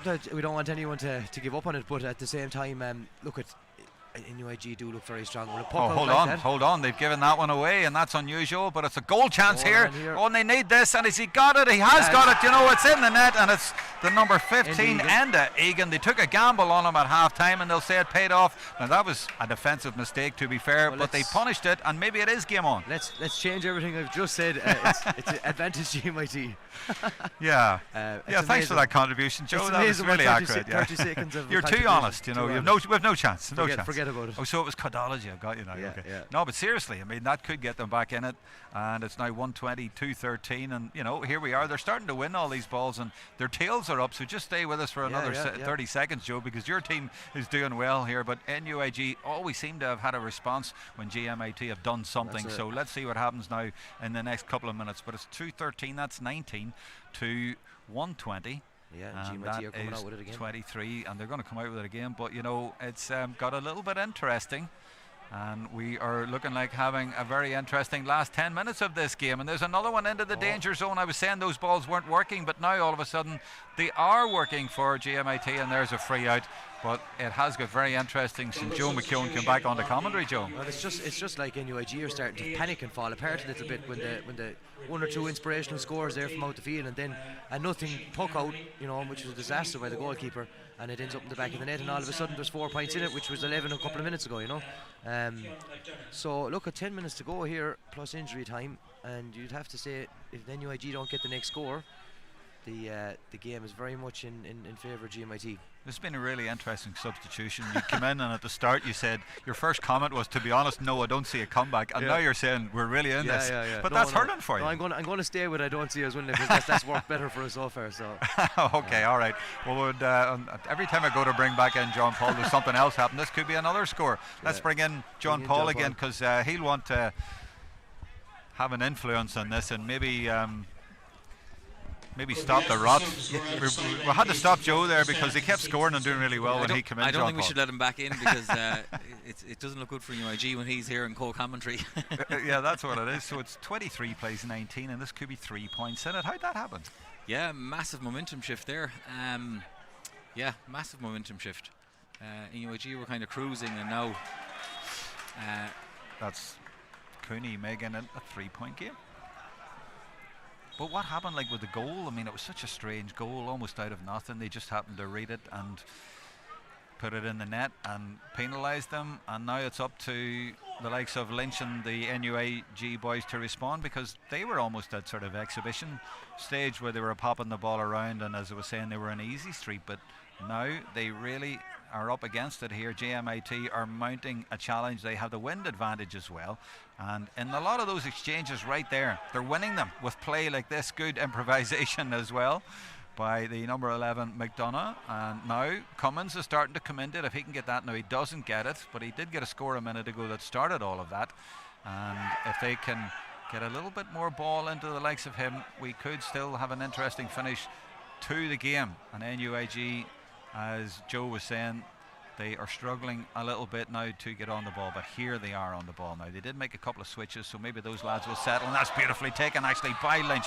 Once again, a touch of class from the hurler of the year, and it's NUIG trying to respond and getting a free. GMIT not happy with that one, but Conor Walsh has gone down, and John Paul, you'll be happy with that one from an NUIG point of view. But again, it was a lovely little cameo there from Lynch. Yeah, it was, like, to actually gather that ball the way it was coming at that pace, brilliant again skill. I thought he was playing advantage, Liam Gordon. He actually was, but it didn't last very long. But I think Connor Walsh won a free anyways towards the end of the play. So an important free here for Evan Nyland and for NUIG. I keep saying he's never missing, but you know, everyone is fallible, but this seems like a good angle for him, and he doesn't miss, and that puts it back to a 4-point game. 53, almost in the 54th minute. So 4 points in it in the Battle of Galway, and it is turning into quite a battle now. There was 11 points in it early in the second half. We're right back to 4, but this man, so clinical, so classy. Little turn there. He's showing up when his team needs him to. He gets it in to Nyland, and now Nyland puts it deep looking for Kennedy, but I think that's gone a little bit too far for him, although Kennedy is still battling for it. Doesn't get there though, and this is really good defending there. I think that's the fullback coming out, that is Sean Neary, who did really well there to clear his lines, and he found number 5 Jack Ford brilliantly. Now Ford is going for his own score, but I think that was going to go to the right. Would have been a very inspirational score, would have been a super score, but didn't get it, and it is going to be the goalkeeper Riley again, looking for Lynch, or is he looking, actually I think he's looking for one of the subs who's just come into the play.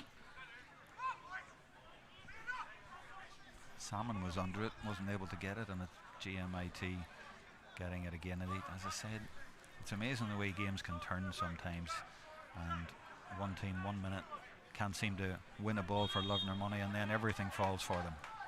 And as Joe was saying at half time, a lot of it was about the second ball, and GMIT were not winning it. Now they're winning a lot of second ball, but that second ball is won by NUIG, and that's Salmon, and he drives through a lot of grey shirts. It's a sunny day here, but he wants to make it a grey day for GMIT in more ways than one, and that one has just gone to the left. I thought it was going to curl in there from Nyland, but it doesn't, and GMIT's goalkeeper gets it back in quickly. They want to get on with the game here. They have work to do in the last 5 minutes, and this is Mannion, and he is charging forward, but he's ended up in a heap. Now he's actually getting a free there, and he seems to be quite badly injured for that, and the referee is going over, and that's a big concern for GMIT. He seemed to be in full flow there, whatever happened. Yeah, I'm not sure if it's a free. I'd say again it could be a stoppage for player welfare, and I imagine an indirect free for NUIG. I didn't see any contact anyways. I thought he just went over on his knee. And well, that's not a good sign. You see the guy over him putting his hands out as if to say that's him, he's not going to play on. So we can see James O'Toole there, the physio. Yeah, he's basically said that he has to be taken off. But I don't think there's any contact from the NUIG perspective, so I think NUIG had possession, so again an indirect free out for them. Yeah, just when he seemed to be building up ahead of steam, and GMIT seemed to be building up ahead of steam in the last 5 minutes of this game. That's very unfortunate for them, and actually it's a free out, I think. Yeah, because that's an indirect free because NUIG had possession, so it was a stoppage for player welfare rather than a foul. So he lost the ball when he was whatever. Yeah. When he went over, okay. And he was a threat there for GMIT. He was starting to run at the NUIG defence a little bit and causing them problems, so he's a big loss, a big threat. Time for changes. GMIT are bringing 2 men on. 19 and 21 are coming in for them. That's Peter Martin, 19, and Evan Duggan, number 21, and they're moving things around a little bit. They're bringing Aaron O'Shaughnessy, they're 14, out the field a little bit, and NUIG are also making a change. They're bringing on a Tipperary man, Philip Hickey from Air Ogan Nina, wearing 13 but did not start the game. He's coming in now. So these the changes. A little bit of a hold up there, and of course one of the men going off is the injured man there, Donald Mannion from Capitagal, and for NUIG it is Jeremy Kilcummins who has come off. So those are changes. Back with the play. The momentum killed for GMIT there because it's an NUIG ball, and they've just lost one of their key men into the last 3 minutes of the game. So NUIG not quite back on easy street, but they are in quite a nice position here, and the game has died a little bit, so you'll be quite happy with that. 2-14 plays 1-21, 4 points in it, but GMIT certainly not lying down. Jack Ford puts it down the throat of the defence, and it spills there from McFlynn. Looked like he was going to get it, but spilled it. Gets another chance though and goes for it, and This time he ends up on the ground and getting a free.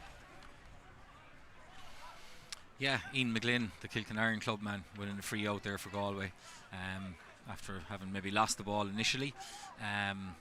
So yeah, that's free out for NUIG, and they're just killing the game a wee bit here. It just suits them nicely, doesn't it? It does. I suppose they are that 4 points up, so they have a little, I suppose, insurance score. But having said that, you'd like to see them driving on, and rather than trying to hang on. But it's up to GMIT. What can they do? Will they block that one and just trying to get possession back? That's obviously the first thing that they need to do. But it's a battle over on the far side of Pearse Stadium here, and GMIT getting stuck in there, and they seem to have the ball, and then they eventually get it cleared, and that is actually Keenan Fahy going chasing it, but he's outnumbered there, still stretching to try and get it, but it comes to Killeen. It's NUIG now with Nyland, and they're just stretching GMIT all over the place. But here's an opportunity now for GMIT to build from the back. There's space for Sean Neary. He looks up and he knows where he's putting it. He hardly needed to look, but he puts it into the danger area, and it didn't quite stick there. It was Egan trying to get it, but it comes out again immediately. Lynch is there now, and he's usually brilliant under this kind of ball. They don't seem to know where it has gone. Of course, Lynch knew. And he turns left, he turns right, and he puts a nice crossfield ball that could be dangerous, but it's dealt with by Ford, and Ford now coming away with it, and it's a nice little dink pass from him. So GMIT, they need something special now. It's Prendergast, number 4. This is O'Shaughnessy. They put it in there. Is there a little bit of magic late in this game? Oh, what a catch, and he goes for the shot, and it's blocked, and that could have been a goal there, and it could still be a goal for GMIT. They're still knocking on the door, and this is Egan again, and eventually the referee will bring it back, and it will be a free in, and they are knocking on the door. It's getting a bit tense. They are again, and that was Kevin Cooney. I suppose he's been GMIT's main threat really through over the hour. I was just thinking maybe 10-15 minutes ago they need to try and get him into the game a little bit more. That just showed the threat there, and it was Jack Fitzpatrick actually again who made the block, and that was a vital interception, because that was on target. It certainly looked like to be on target, and it was a good strike as well, a good connection, so it probably would have caused the NUIG goalkeeper a problem. So a vital interception by Jack Fitzpatrick. Could he now with it? And he'd surely put this over, and he does. And I think I saw the referee there signalling to the sideline, and he put his hand up, and I thought I saw 5 fingers there. So it's been a lot of stoppages, so it looks like we have another 4 or 5 minutes in this game, and there's not much in it. It's 121 to 215, so there's 3 points in it. I didn't quite catch that. Did he say 4? Yeah, 4 minutes of additional time for GMIT. Only 3 in it.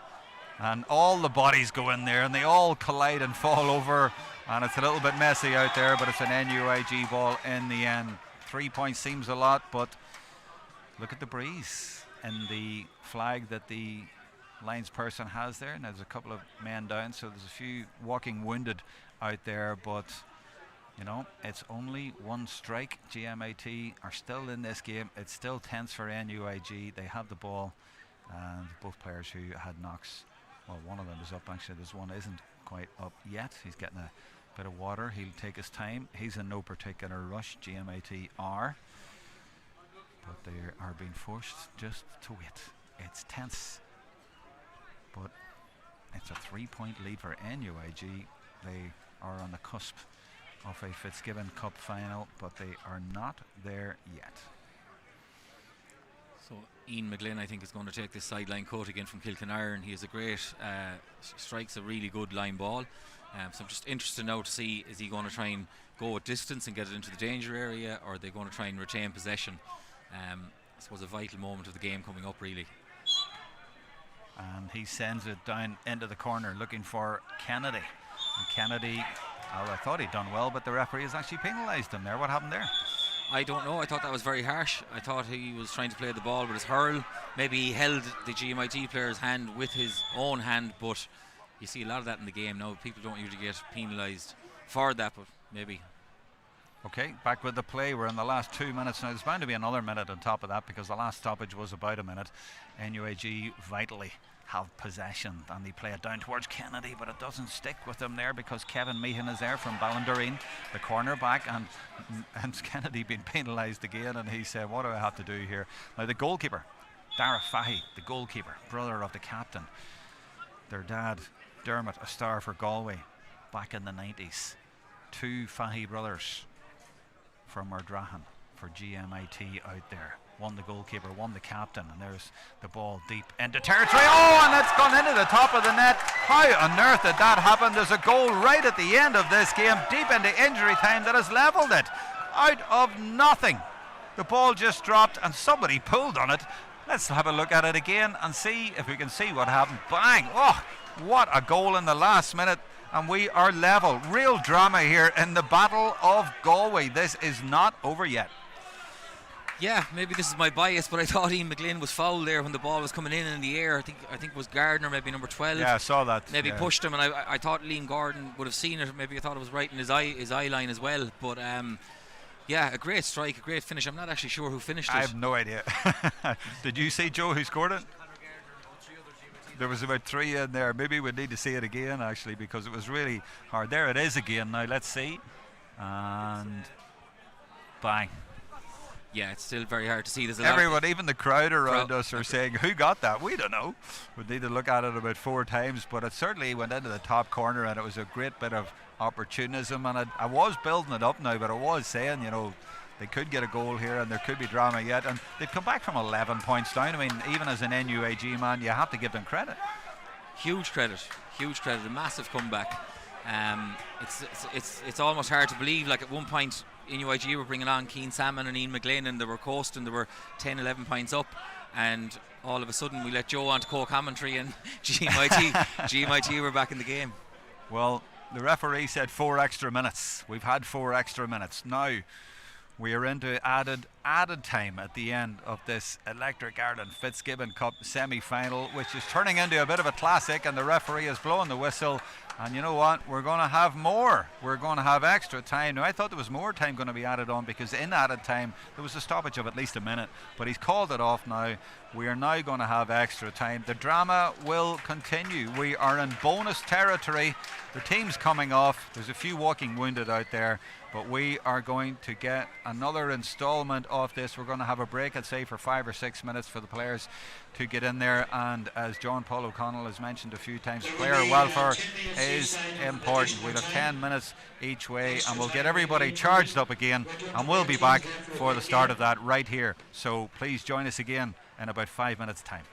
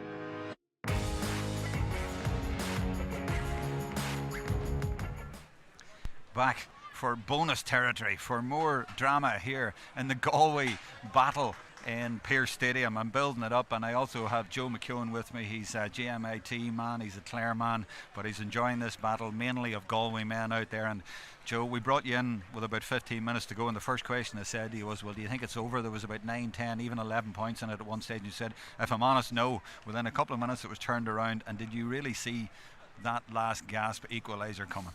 Look at the way that the momentum swings in sport. I suppose, you know, GMIT had all the momentum, and NUIG just failed to kill out the game at several stages throughout the last couple of minutes, the last 10 to 15 minutes. And you know what, the goal was just reward for sticking in it long enough. And I think it was Conor Gardner we're crediting with the goal. It was a rasper into the top corner, whipped along the ground, very reminiscent of Eamon Taff at Clare 1995 against Offaly. So look at, I knew you'd mentioned Clare in there somewhere. Eamon Taff, a great man from Tubber. So I don't know how it's going to go from here, but look at, if it lives up half to what the first normal time was, we're in for a real treat. What a strike, what an absolutely amazing strike it was. I mean, he came in from nowhere. I mean, you recognised who it was, and we were all saying who was it. You recognised the way that he came in there, a little bit of opportunism. He just saw the moment. Yeah, he'd be raw enough. He'd have a nice swing in him, so you'd know he's swinging. It'd be like a lad cutting hedges. So he knows what he's at. But yeah, it's interesting now GMIT are playing with the breeze at the start of this extra time. Hold on. Go back to that. I have never heard a line like that before in my life. Like a man cutting hedges and he's a bit raw. And you're complimenting him, yeah? Look at anyone. Here's Lynch now in extra time, but uncharacteristically slips, but he's got it back, and he is fouled in there. Surely referee is letting it go, says nothing. Let it go, free out. Well done. He is letting it go, a free out, and you're getting everything now. Good decision from the ref. But just back to the Come on, you've been fair here. I'm being very biased. But back to the Conor Gardner comment. Anyone that knows Conor from out around Tommy Larkins knows that what I mean by a good raw man. He'd be good in the council cutting hedges. He could do it by hand. But look at a terrific goal. It's game on here again. GMIT have all the luck. It should have been a penalty. It's a free out. Game on. I wouldn't like to have you as my mate insulting me. If that's you being nice. That's me being nice. Yeah. No, but seriously, it's fantastic drama here, and we're now building up a huge audience online, because word is getting round that we have a terrific match on here. The Battle of Galway has gone right down to the wire. NUIG thought they were there. They thought they were home and hosed. 11 points up and no real sign of a comeback, and then they get a goal out of nothing, and then that goal right at the end by Conor Gardner. And now they have the wind advantage, so they are playing the same way they did in the second half of normal time. We're 2 minutes into it. All the way. And it's just gone to the right. And wide. We're now over 3,000 people watching and enjoying this fantastic Electric Ireland Fitzgibbon Cup game. And I know that John Paul O'Connell on commentary as well is dying to get back in, because every time Joe comes on, GMIT seem to do well. You see, Jerome, as we said at the start of the show, the overconfidence from NUIG might catch him out today, and you know what, maybe it's proven that again. So it's good to see things haven't changed over the years. Well, it's certainly a classic. I'm the neutral here, and I'm really enjoying this. It's fantastic, and it's been enjoyed by everybody watching, and it's been brilliant to bring it to everyone. But we are going to make that substitution now. So Joe McKeown is going back onto the bench, and we're bringing John Paul O'Connell, who won a Fitzgibbon in 2010, back on. And I was just saying there, John Paul, that Joe, he's such a very effective impact on this game every time he comes on to commentary. Yeah, and he doesn't apologise for his bias either. No, he's straight up. He's very direct, as we found out about the man cutting hedges and that, you know. No, it's good crack. And it's fantastic hurling, and the sun is shining. Well, never mind the storm. Who said there was a storm?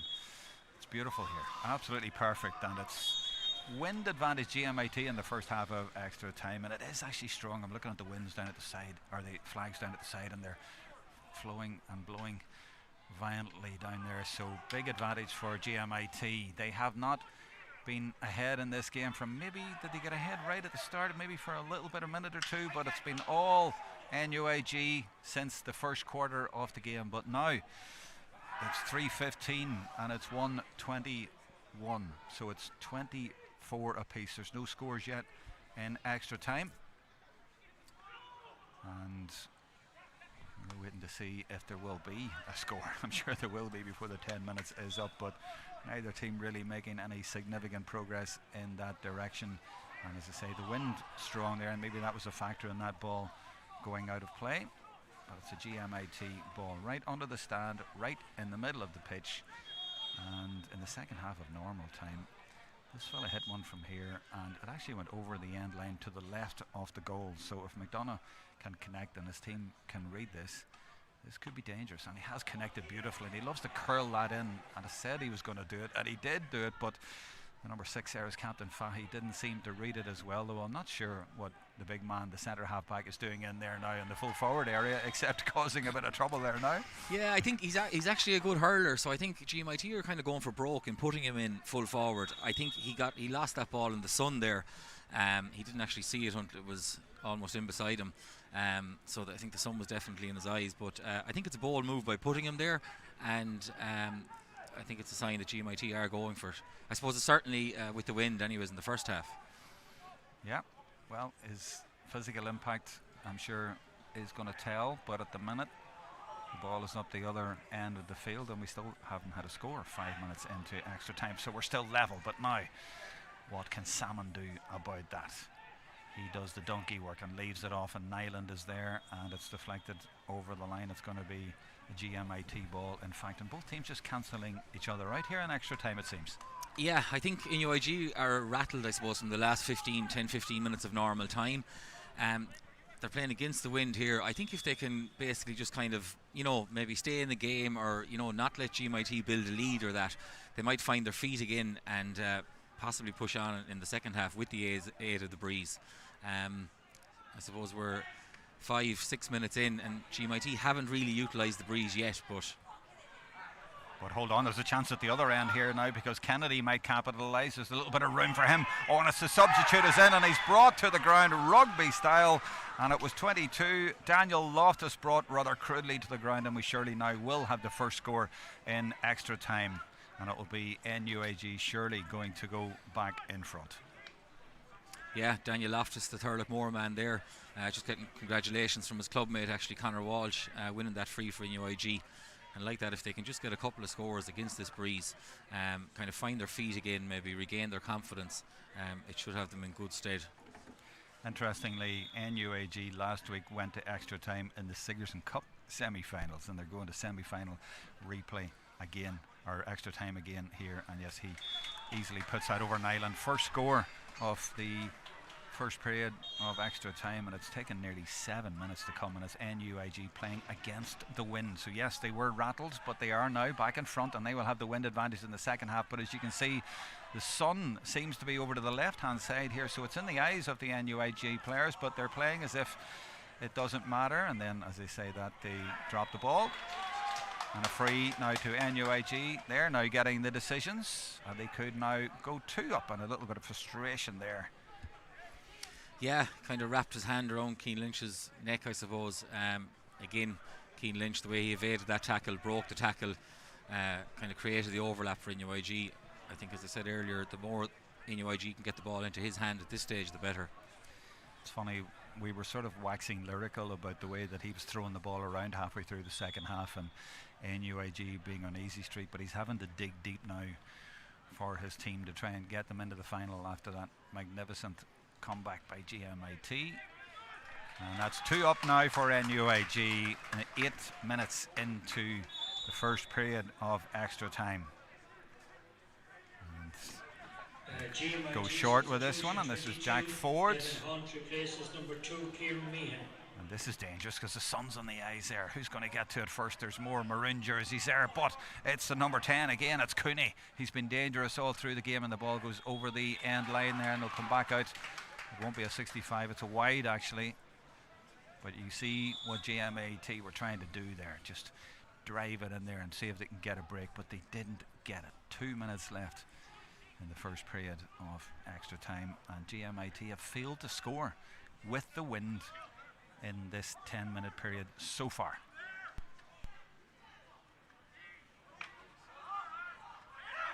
They come away with it though, with Conor Gardner, the man who got the goal, and again it could go anywhere, but it's well defended, and they're trying to scoop it out of there, and that's Fahy in there making a nuisance of himself, but they managed to come away, and it's Loftus again. Now he's taken a wayward connection of a hurl, I think, there, so he looks to be in pain there. That was a nasty little sting there that he got.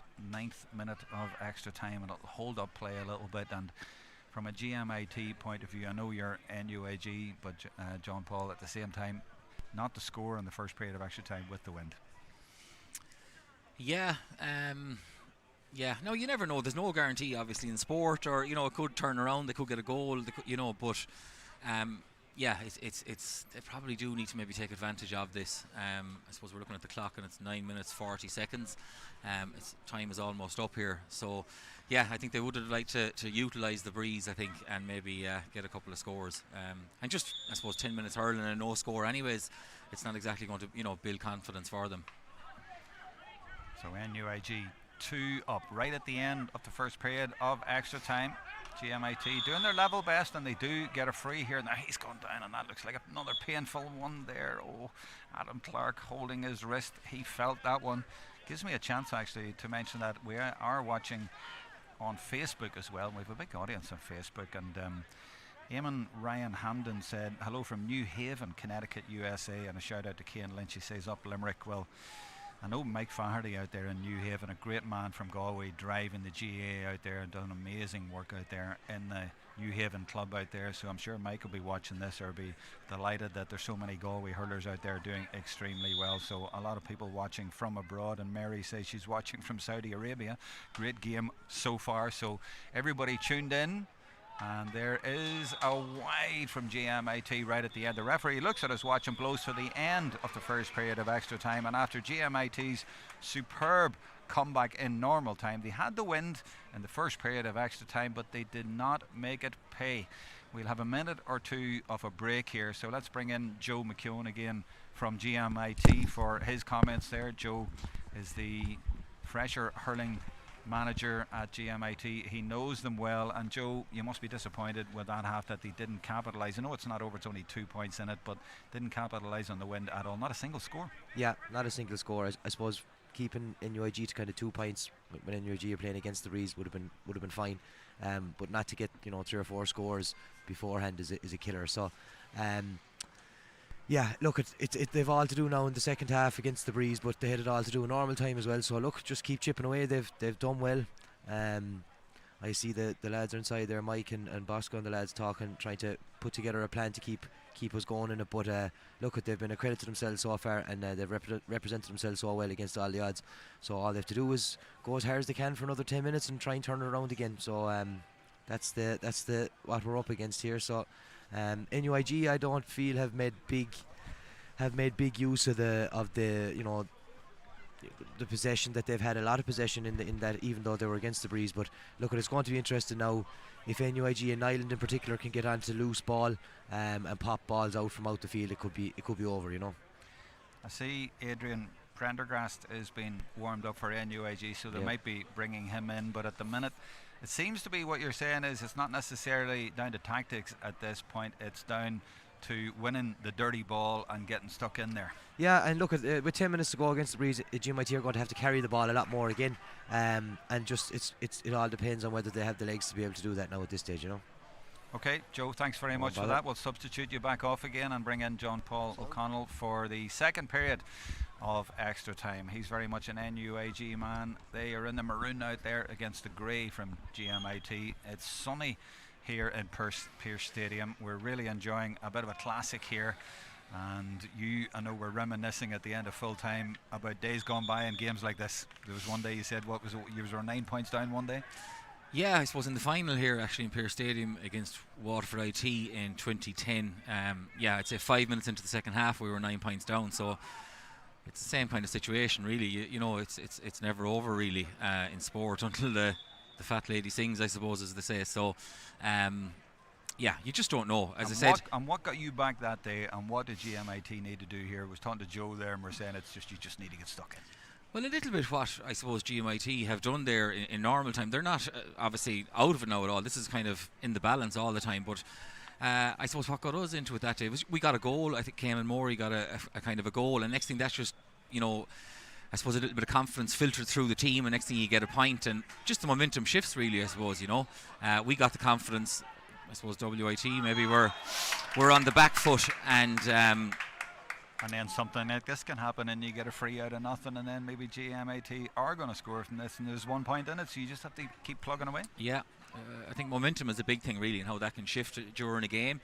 And it's funny, every little, I suppose, wide or score is so influential in terms of that. Like every score that goes, ball that goes over the bar, it gives that team, a little boost. I suppose every wide, every maybe poor decision has the opposite effect really, and maybe drains a little bit of the confidence from a team. And it was interesting that it was Keenan Fahey, the captain, the centre half-back, who won that free. It was his physical presence up there. He's now playing at full forward for GMIT, and he caused a bit of trouble there and got a point at the other end. Now it's NUIG trying to get possession to try and get a score, but it's a 1-point game, so it is very much in the balance, even though NUIG have the fairly significant wind advantage.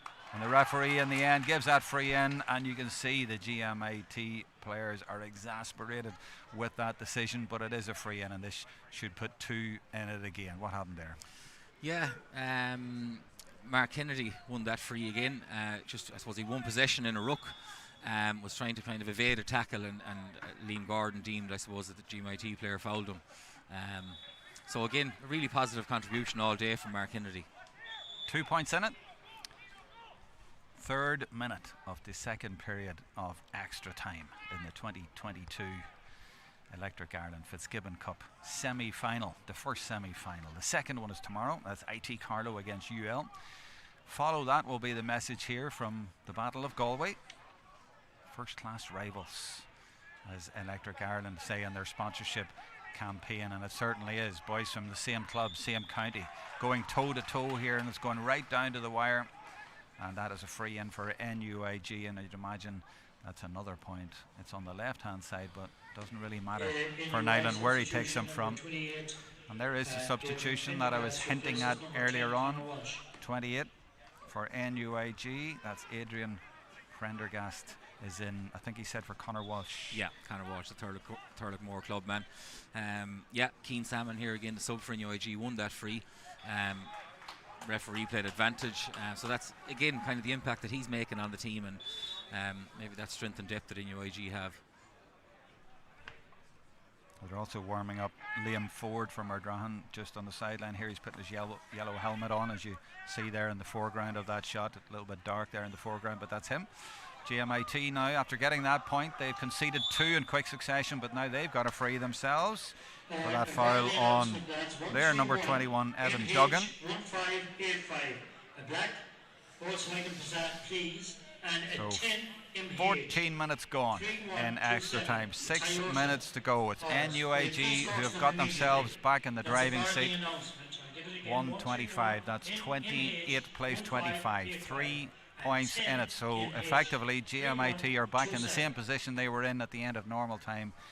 They'll need a goal the way things are going, but they should get a point now from Cooney. Or has that gone to the left? It has, he's missed it. He has missed it, and it was into the wind, but still you'd expect that one to go over. Yeah, and it was just complimenting. He was striking them really well into the wind, keeping them low, a low trajectory, and he has been striking them really well, but just a little bit to the left and wide that time.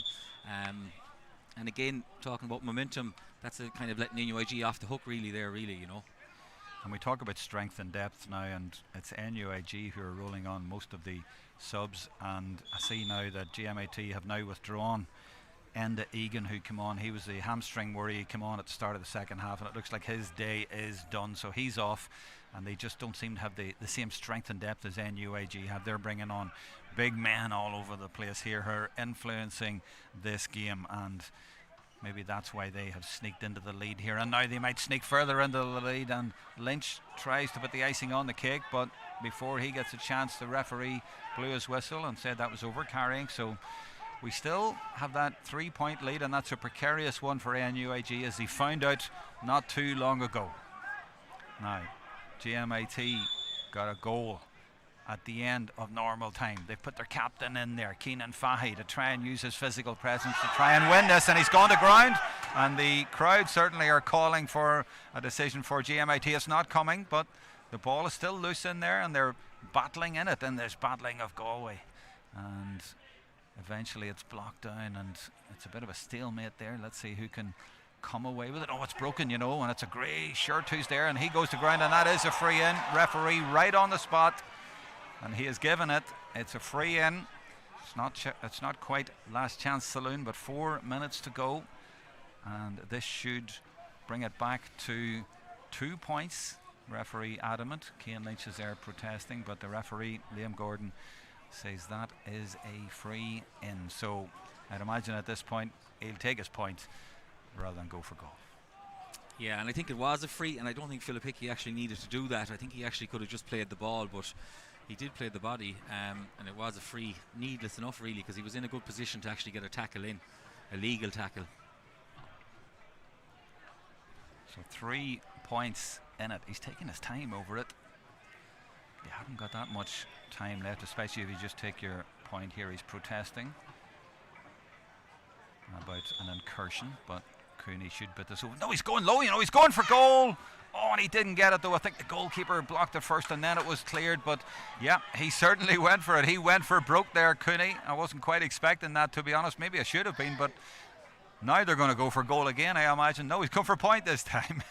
I got that wrong as well, but he does get his point and brings it back to a 2-point game. We could have done that in the first place, but they went for goal, and I suppose you have to admire that.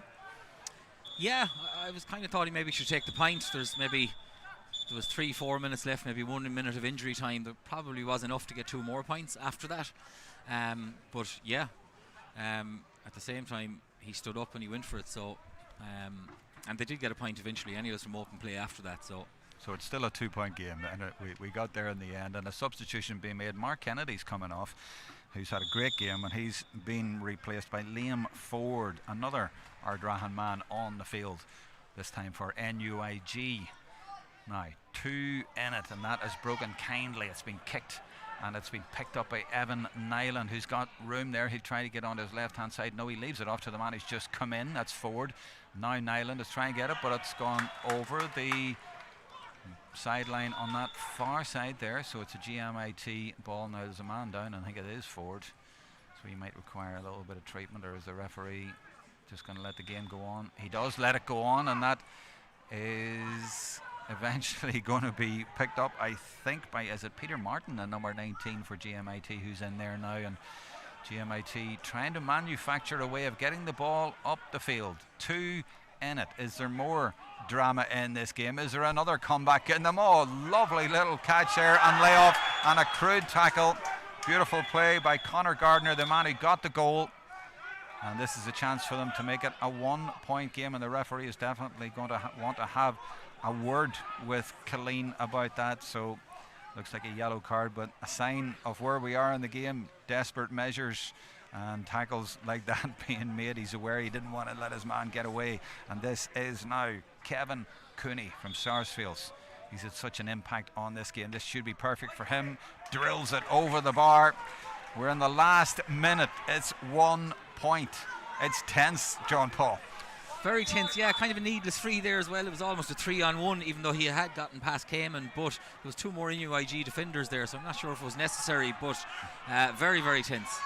Beautiful pick out there by the goalkeeper, Liam Riley, picking out Hickey, but has it gone over? It has, you know. It's a 2-point game, and that could be the winner. That could be the crucial score. We're down to the last 20 seconds on the clock, maybe a little bit of extra time. Serious drama at the end of normal time. Now, GMIT needs something equally special if they're going to pull this one out. Will they have one more chance, or will there be a goal at the other end? Because Ford is there for NUIG. Referee waves the play on. He says that's not a foul, and now he blows. It's a free to GMIT. We're into added time at the end of the second period of extra time. NUIG 2 points up. GMIT looked like they'll be allowed one more attack. Their goalkeeper, Darach Fahy, plays it deep into NUIG territory. They're battling for it in there in this Battle of Galway. It's been a terrific afternoon. It's been a terrific exhibition. And there's a chance, and I do believe it's a free for GMIT, and that should be an equalizer, and that would mean we're level again at the end of extra time. Real drama here. There's 2 in it as we stand, is it? Oh, is it 2? Sorry, I thought there was, of course there is. I was thinking goal. I was thinking they'd go back to 1. I'm getting confused in all this. Right, back with it. Right. Kieran Meehan with it, and he's just going to lob it in there. They need a goal out of this, GMIT, to win it. But will NUIG get it clear? There's only seconds left. There's no time left, and NUIG have won the Battle of Galway. They have just about held out. They were so far ahead in normal time, 11 points up, and they were caught right at the end of normal time. Now they have finally done it after 2 periods of extra time, and they have fought off an incredibly brave challenge from GMIT, the noisy neighbours, and eventually they have won it. Did they deserve it, JP? I think they did. I suppose they went 11 points up, maybe with 15 minutes to go in normal time. I'd say they're probably the better team, technically maybe the better hurlers, more strength and depth. Look at Keane Lynch was the X factor, I think, today, really. He was kind of the glue that knitted NUIG together, made a massive contribution. Helped massively as well by Mark Kennedy in the corner. I think wasn't due to start until a couple of late injuries kind of forced the NUIG management's hand, but he made a huge contribution as well. But yeah, I think they did deserve to win it. They made really hard work of it. Like, when you're 11 points up, I don't think you should be, maybe letting a team back into it. Maybe a little bit more composure, even there towards the end when there were 2 points up. There was a free out and stuff. At times like that, a little bit of composure on the ball. Maybe hold up the play a little bit. Maybe even hold possession in that. You need that, I suppose, to get over the line. But I suppose in short, I think they did deserve to win it over the 60 and the 20, the 80 minutes. I know a lot has happened, but who would be your player of the match, or who would be your contenders from that? And I'll hold up my list here. You can see who all was playing or whatever if you need it refreshed. I know you liked Mark Kennedy. I thought Mark Kennedy was excellent corner forward, the Claren Bridge man. I think he's an excellent hurler. Keenan Fahy, I thought was excellent, was very good for GMIT as well. Gardner, wing forward, was really good for GMIT. I suppose getting back to NUIG, they were quite dominant for long spells of it. As I said, Mark Kennedy,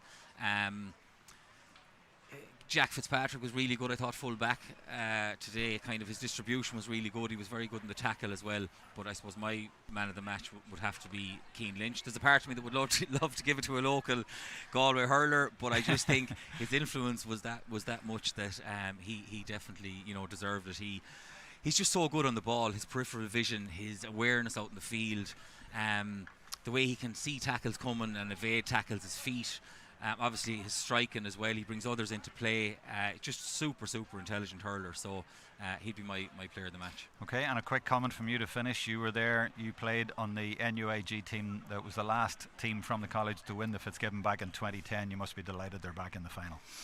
Yeah, it's lovely. I suppose just being in Pearse Stadium here brings back kind of fond memories as well. It's lovely to see even Michael O'Connor and different people involved in the college there who've done a lot of work, and have really, the college has come from strength to strength over the years. They maybe wouldn't always have had that strength and depth, but they really are making huge progress, even in terms of facilities and all of that down in Dangan.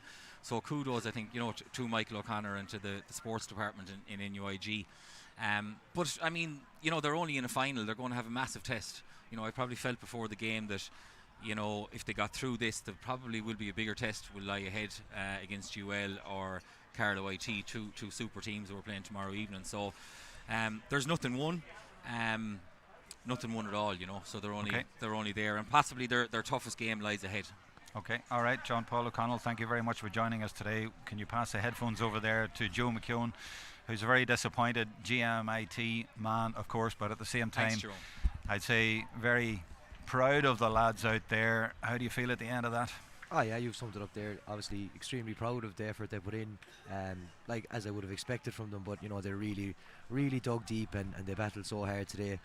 It's just a pity to come out the wrong side of it when you come that close with the team as good on paper as NUIG are, and you still fall short in extra time. It's a real killer. There'll be obviously regrets and balls that were missed and chances that weren't taken and stuff like that, but you know what, they've been just a credit to the college and a credit to their families and everyone involved with them, and they owe nothing to anyone in GMIT. They were outstanding today. From an NUIG perspective, it might it showed that there are cracks there, that there's vulnerabilities there, particularly maybe in defensively, and there are cracks that would be punished by a better team.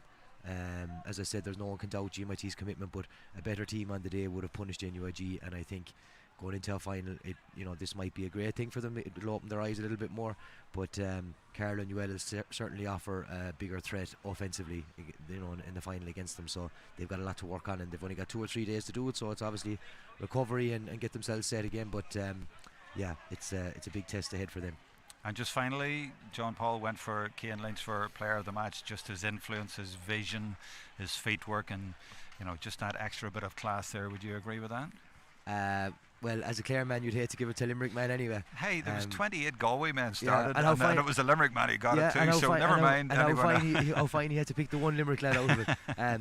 No, Cian Lynch was outstanding, but you know what, I'll go against the grain, as I generally do, and I'll go for the man that was complimented as working with the council cutting hedges. I thought Conor Gardner was immense for GMIT. When the game was in the mental pot and they needed him the most, he stood up and was counted. And I know they're on the losing side, but I'd give it to Conor Gardner today. Well, in the spirit of it, I think that's fair enough. So thank you for that, and thanks for joining us today, Joe McKeown and John Paul O'Connell. I hope you have enjoyed the coverage here from Pearse Stadium. We certainly have, and it's been great to be able to bring it to you. This 2022 Electric Ireland Fitzgibbon Cup semi-final went to extra time. In the end, the Battle of Galway was won by NUIG, but it really was a battle, and it was really entertaining. And all I can say to IT Carlow and UL tomorrow night is follow that. From us in Pearse Stadium, it's goodbye.